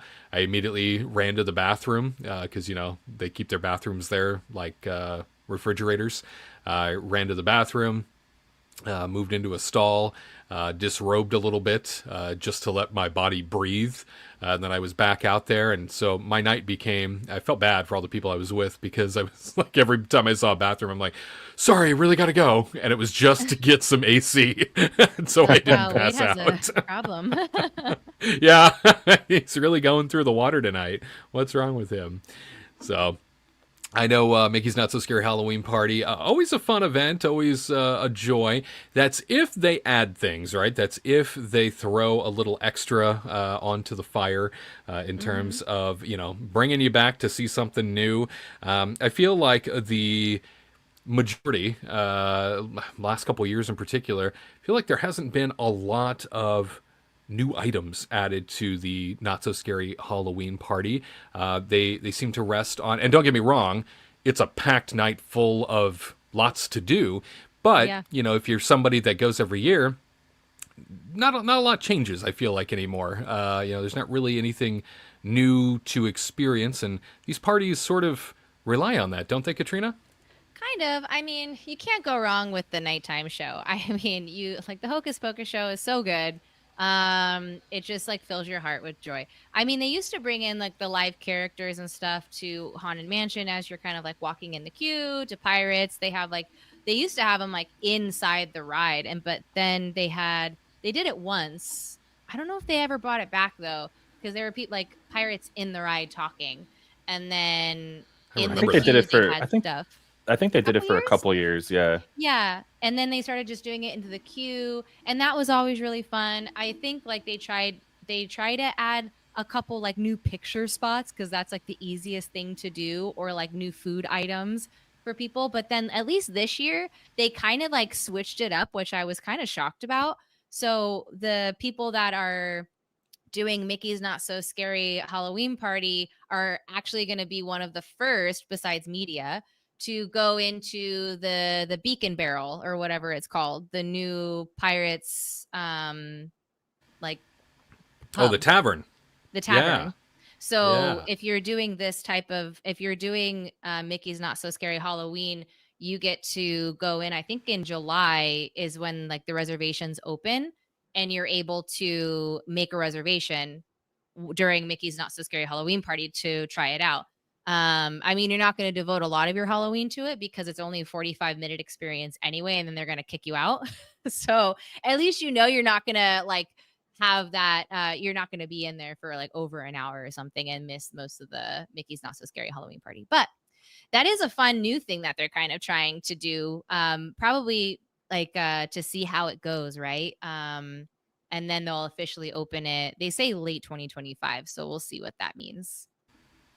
That is a terrific extra for sure. And I know that the Not So Scary Halloween parties have a pretty cool fireworks show. It is my favorite. Yeah, same here. I look forward to it. I feel like the Halloween parties in general, if you're coming with kids, certainly you're going to be hitting up that trick-or-treat trail a lot. If you're coming without kids, it's a great time to do attractions with little to no wait. You have a favorite thing you do, Tyler, when you go to the Halloween party?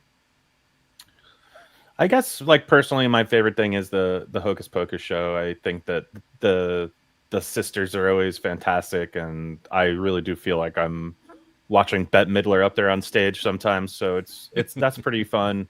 For me, I wish the parade would change up.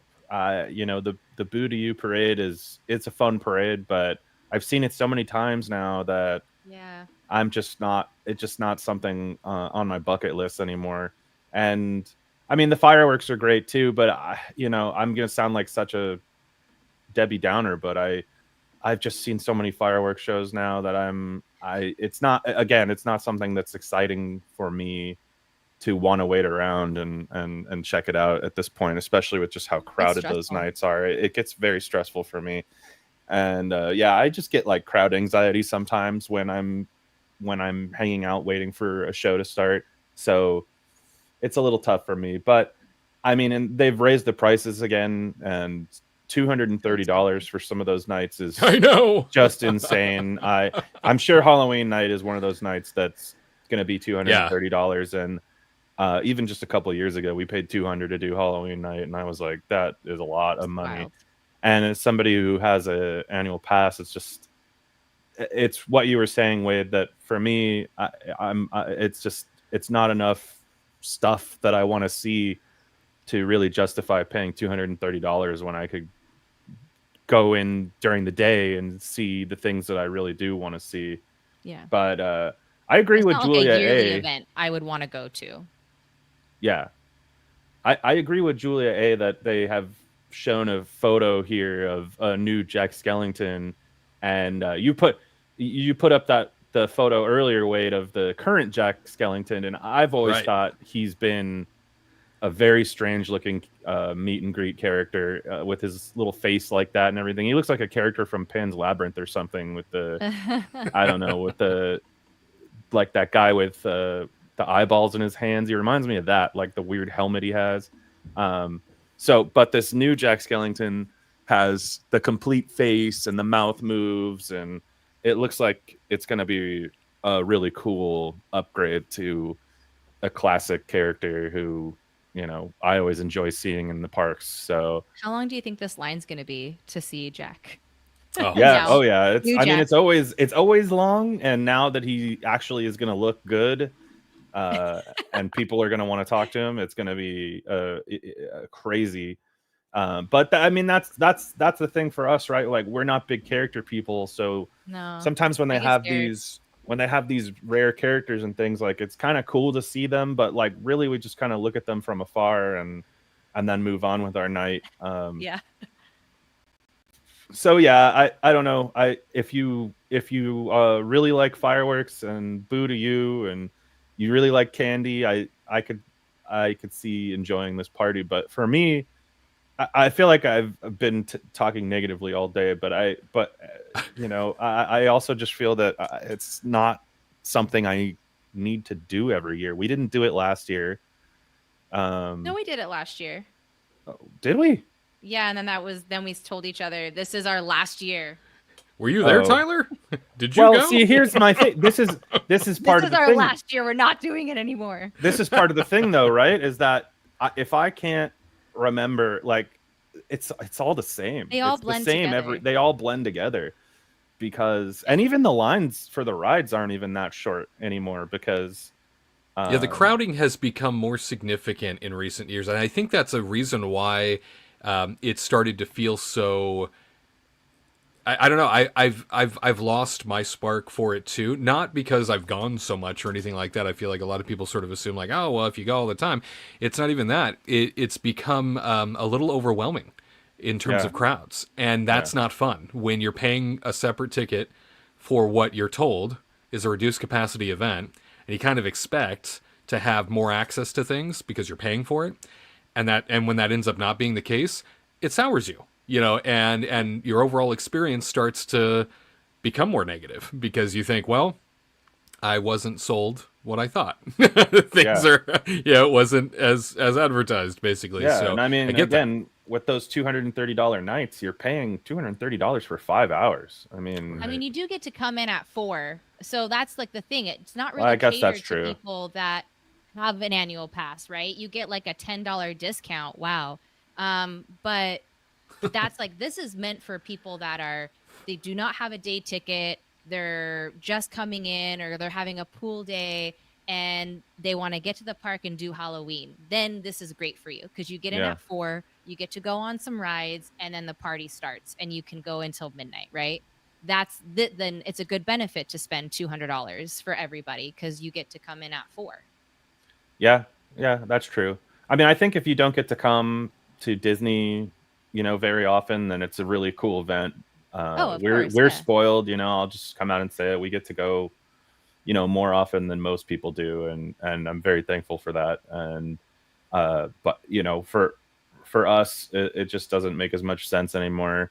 But I could see people coming and having a fantastic time, because there are a lot of great entertainment options. And I think it highlights like a problem that Disney World has over Disneyland, which is that they rely so much more on the tourism and the random people coming from all over the world that don't get to come that often, and they're seeing all these things for the first time, and there's a lot more turnover, a lot more new people that come to Disney World, whereas in Disneyland they do have to keep things a little more fresh, because we have so many locals and just standby people coming that it's become a literal church in California.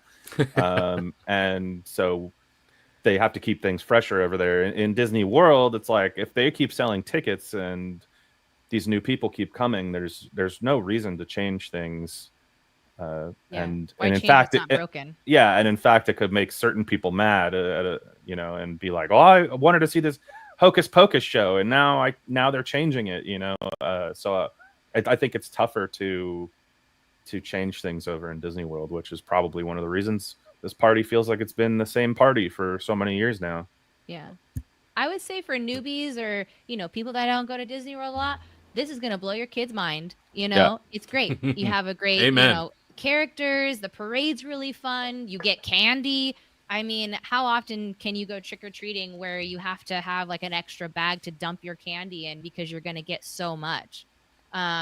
It's kind of like, I would say, like, if you have kids and you want to have like a nice fun trick-or-treating day where this is your once in a lifetime type of trip, do it. Because you're not going to be upset by it. There's going to be rides, and what the great part is there's no lightning lane. So the lines are going to be moving a lot quicker. And then with like the shows and stuff, the fireworks are going to blow your kids' minds. It's great. Just for the routine people, it's kind of just boring. It just kind of all runs together. I mean, I feel like if we didn't go for 5 years, maybe we would be like, hey, let's do it this year, type of thing. But for people that don't go that often, it's great. I agree. It's certainly if you do it once in a lifetime, you will adore it, and you'll probably go back a second if you can. I certainly agree with that. And one thing I always like to share with people, one of my absolute favorite parts of the party, and something that is unique every year because it's a live performer, happens to be just behind the characters here, the Fab Five. You see the Haunted Mansion up on that hillside during Halloween parties. You can go and watch one of the 999 happy haunts from within, out on the grass, on a bench, out there talking to the crowd as the crowd comes in to ride the Haunted Mansion. And she's often joined by one of the butlers from within the mansion. And she and the butler are hysterical. It is improv to the best degree. And I have wasted nearly 2 hours of party time standing there listening and interacting with them. They're hilarious. Like, I've never laughed as hard as I have while witnessing the beautiful and she has a name and her name escapes me at the moment, but the beautiful haunt from within, as well as her butler that joins her. They are fantastic. So it's something you can go. You don't have to go stand in line in order to observe it. They have an area right in front of sort of that grass mound in front of the mansion where the horseless carriage is. You can go right there and stand and stay as long as you'd like. So I always tell people, go do that. They'll interact with you. It's one of the rare opportunities to hang out with a ghost from the Haunted Mansion. It's a real treat. So make that a stop for sure.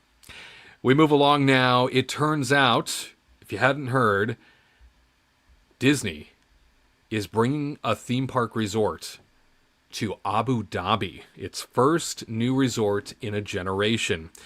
Houston Herald reports for the first time in 15 years, the Walt Disney Company has announced the development of a new theme park, a resort destination in Abu Dhabi that marks the company's entry into the Middle East. The Disneyland Abu Dhabi Resort will become Disney's 7th global resort destination, the company announced this past Wednesday, shortly after reporting strong second quarter earnings. Disney's parks have arguably been its most important financial driver, representing 59% of its operating income in the 2024 fiscal year as streaming competition heats up. And while domestic parks attendance decreased modestly last year, Disney reported Wednesday morning that U.S. park attendance rose again and revenue surged in the first quarter. That's news to me. Although the company sees potential in its international resorts where there's been more growth in attendance and guest spending, China has been a pain point amid the trade war. Park attendance in Shanghai and Hong Kong fell, and international park sales tumbled in the first quarter as a result.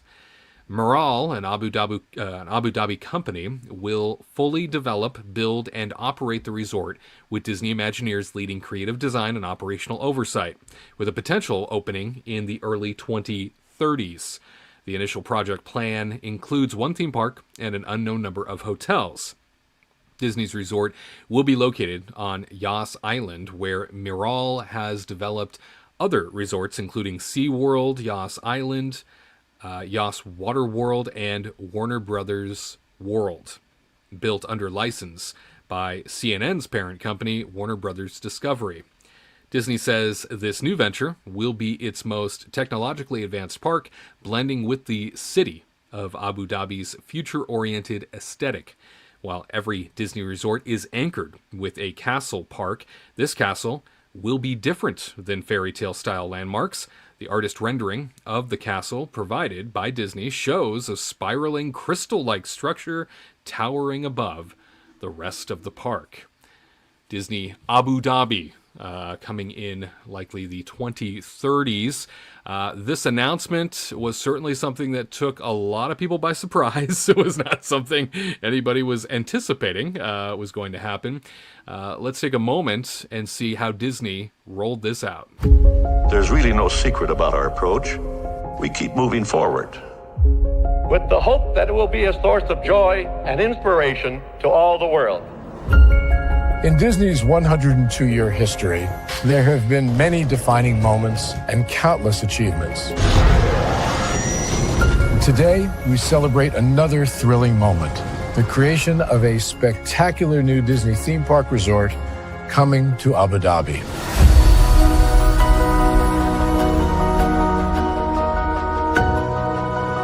Abu Dhabi is a place where heritage meets innovation, a place where we preserve our past while designing the future. Bringing a Disney theme park resort to Yas Island, Abu Dhabi marks a historic milestone in our journey as a global family destination. The 7th Disney theme park resort destination represents a new frontier in theme park ambitions. Our resort in Abu Dhabi will be the most advanced and interactive destination in our entire portfolio. The location of our park is incredibly unique. It's anchored by a beautiful waterfront, which will allow us to tell our stories in completely new ways. Ultimately, this project will be a celebration of what's possible when creativity and progress come together. What we are creating with Disney in Abu Dhabi is a whole new world of imagination, an experience that will inspire generations across the region and the world. This collaboration represents a powerful fusion of Disney's unmatched legacy in storytelling and Miral's commitment to bringing world-class entertainment to our guests. Abu Dhabi's vision for the future is to create a legacy for generations to come. Disneyland Abu Dhabi will be authentically Disney and distinctly Emirati. An oasis of extraordinary Disney entertainment at this crossroads of the world. It will bring to life our timeless characters and stories in many new ways, becoming a source of joy and inspiration for the people of this vast region to enjoy for generations to come.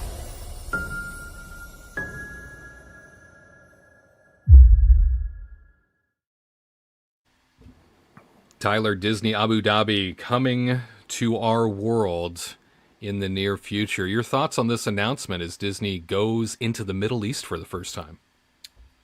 It's complicated feelings, truthfully. I think it's cool to see another Disney theme park being built, and I'm going to be a little jealous because we all know that the Disney theme parks that Disney doesn't spend their own money on usually are the coolest ones, right?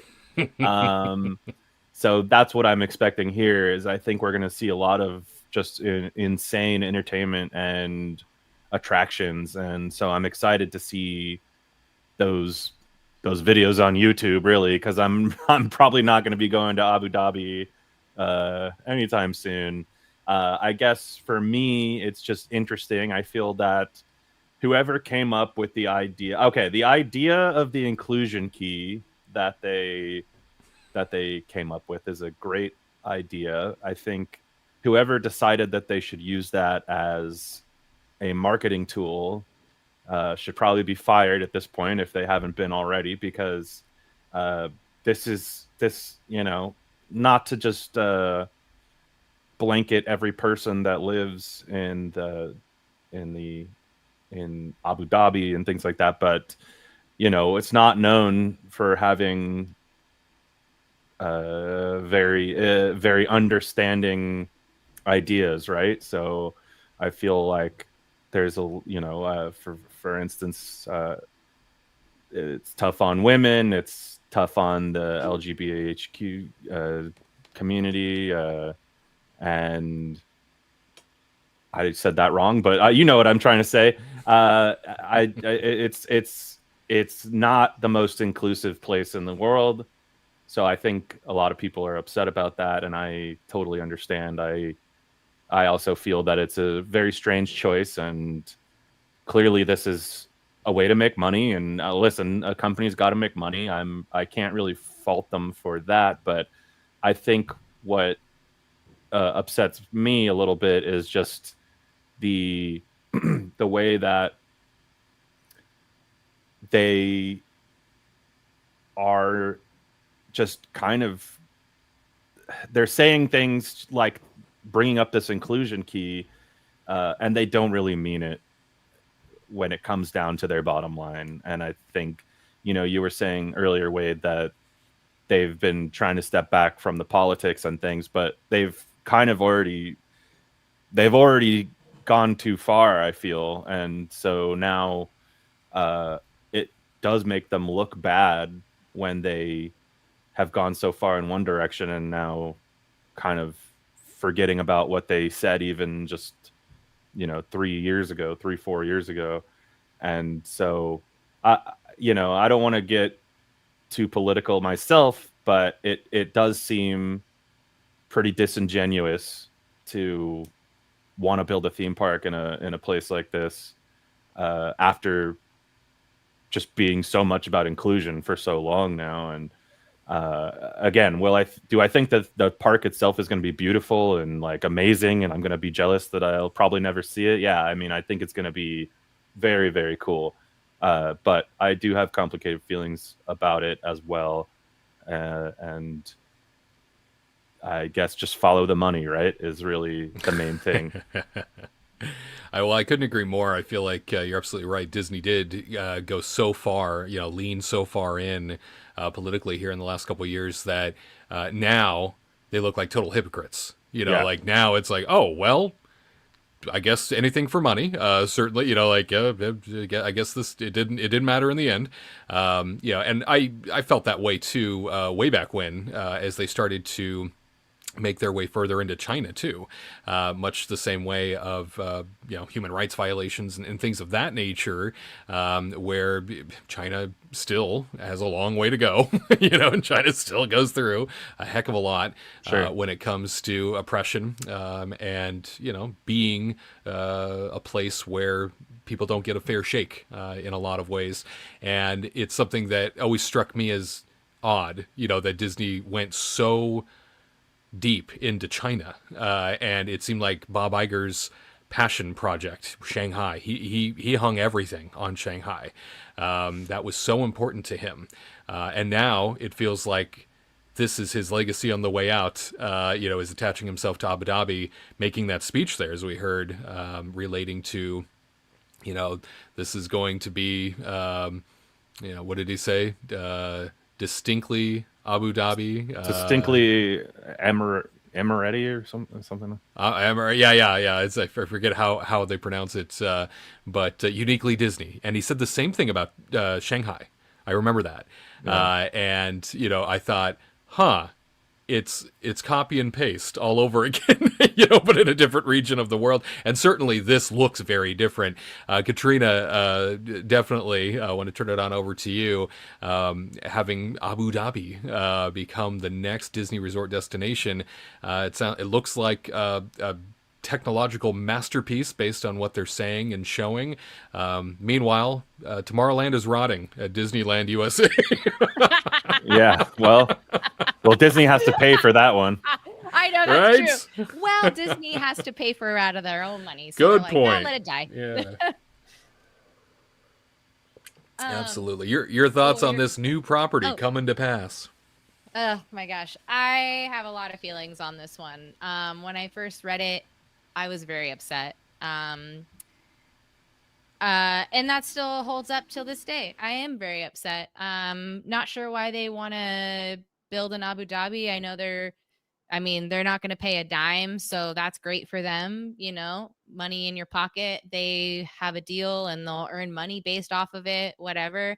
I'm curious how much, I'm like a Debbie Downer today, you guys. I'm curious how much say Disney has compared to what they're going to be doing, and are they going to adjust things to make it how they believe Disney should be, and in that type of situation. Like the castle is clearly like this weird crystal castle. I don't know, is it Elsa's castle? I don't know, it looks stupid. I don't like it.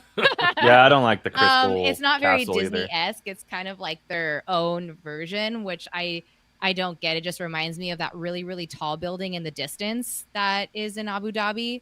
And they're just like, oh, the higher the better. But I don't know why they're putting the city in the distance when it's supposed to be enclosed.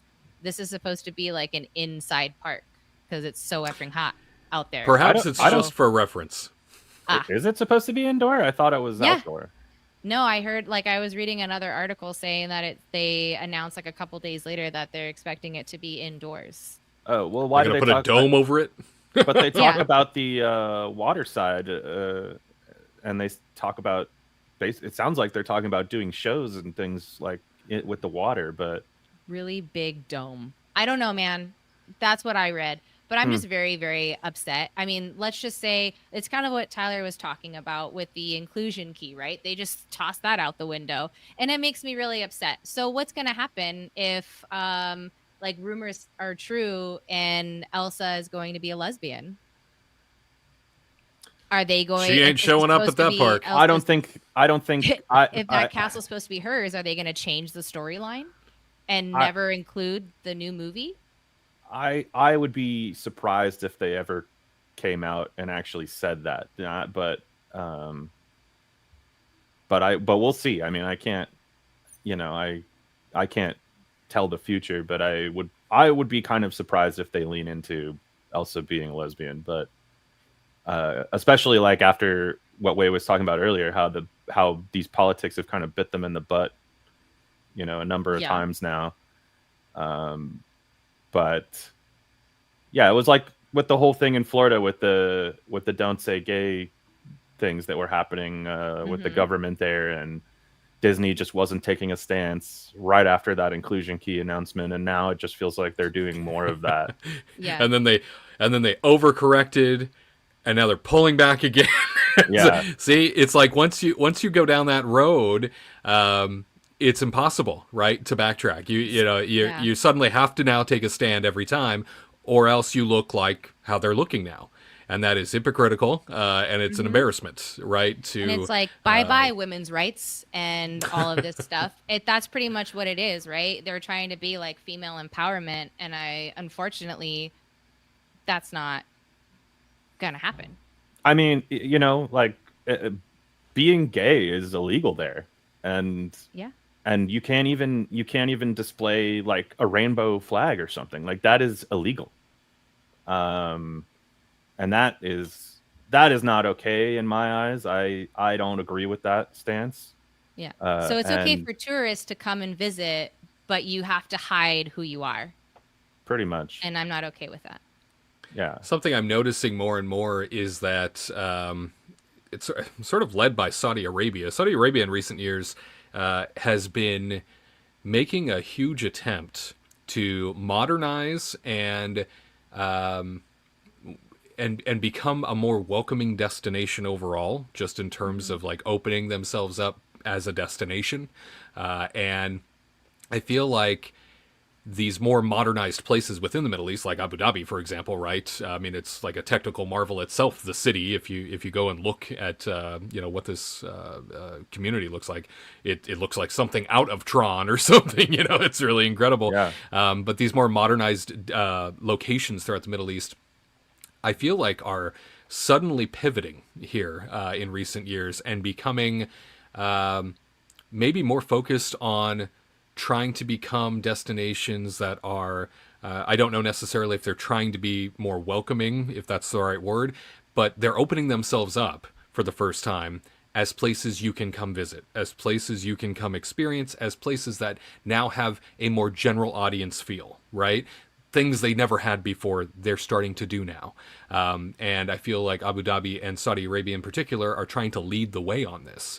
And I don't know if it's coordinated. I don't know if like it's an agreement, like, oh, let's open up the coffers here, because obviously that'll drive revenue, right, for this region, a region that has been, for most of history, a place that has had a rough go, a place that has never really been open to folks outside of the region. It's not a place people go for summer vacation, and stuff like that. And I feel like both of these locations are trying to become destinations unto themselves to bring other parts of the world to them for the first time.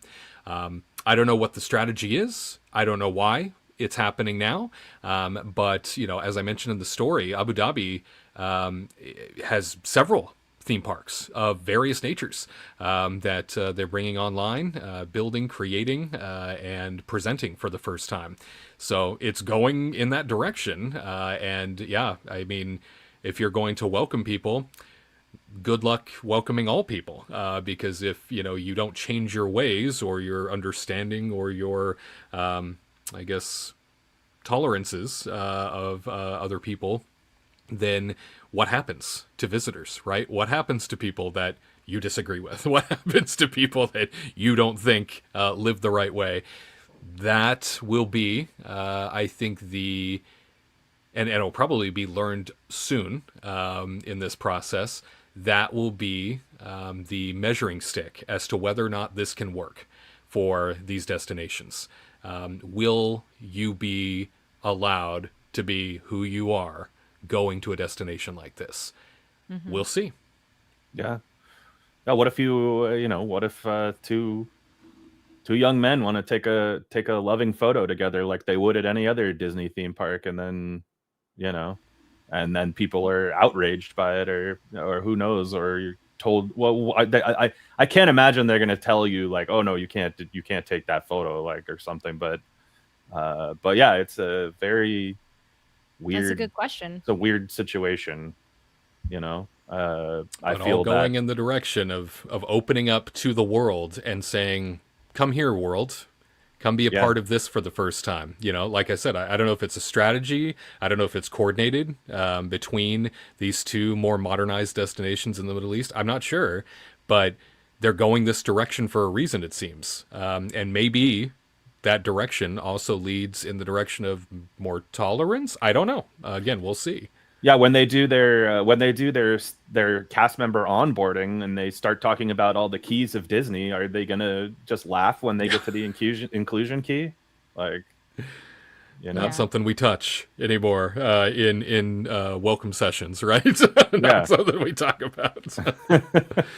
It's a shame. Yeah, but certainly, like I said, it feels like Bob Iger hanging his hat legacy-wise on this.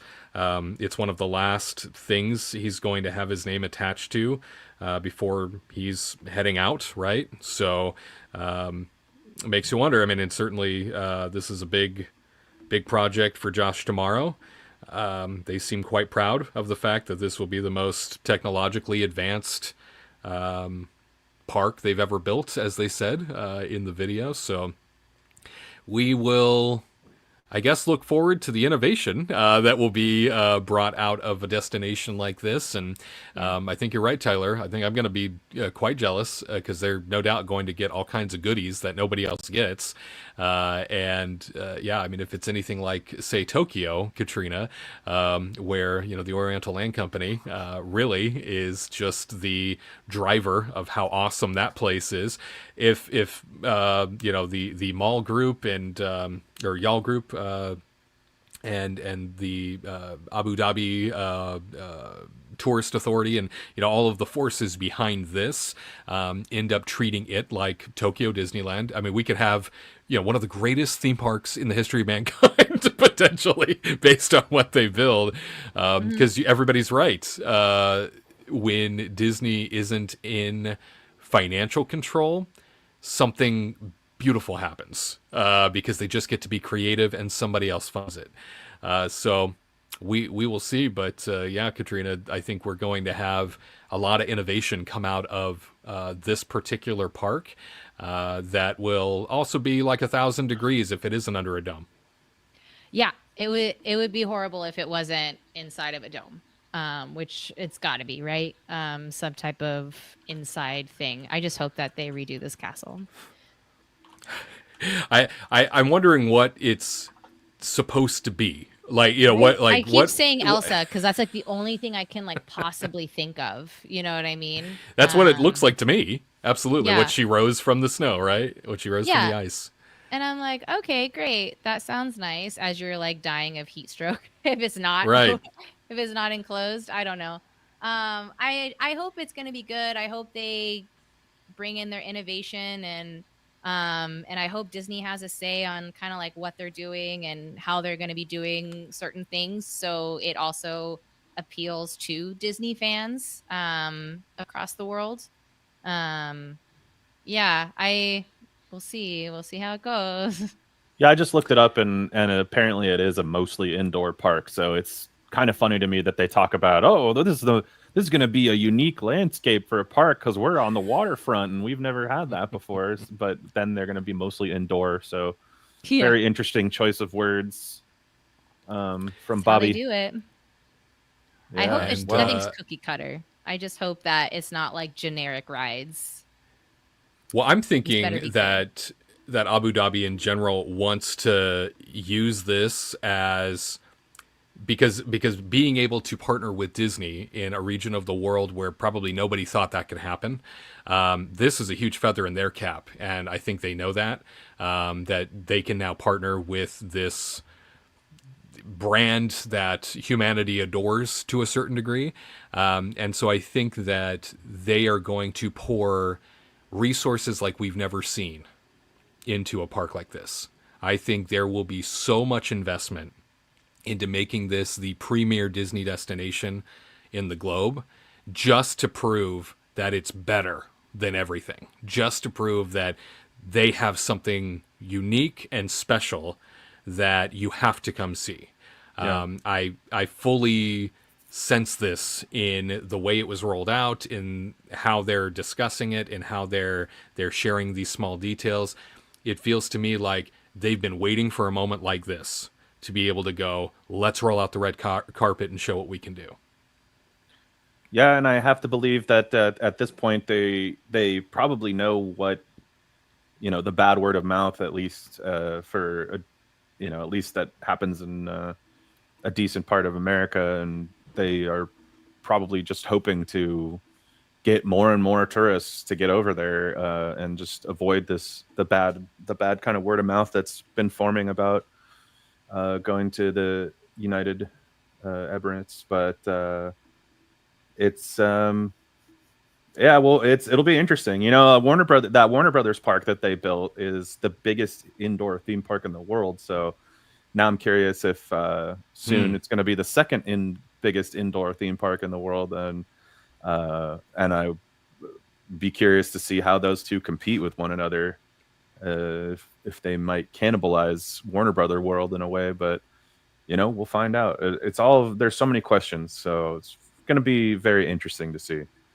Yeah, it's all new, and there's a lot of questions still being asked, and a lot of answers that we're searching for, so no doubt we will be hearing about it in the coming years. This is just the announcement, and 2030s, who knows? A lot of things can change between now and then. It feels like a long time from now, but then again, I feel like the diamond celebration at Disneyland was yesterday, so we'll see. Well, they said 2030s. They didn't say 2030. Right, so right. That could be 2039. We have no idea. We have no idea how that could end up.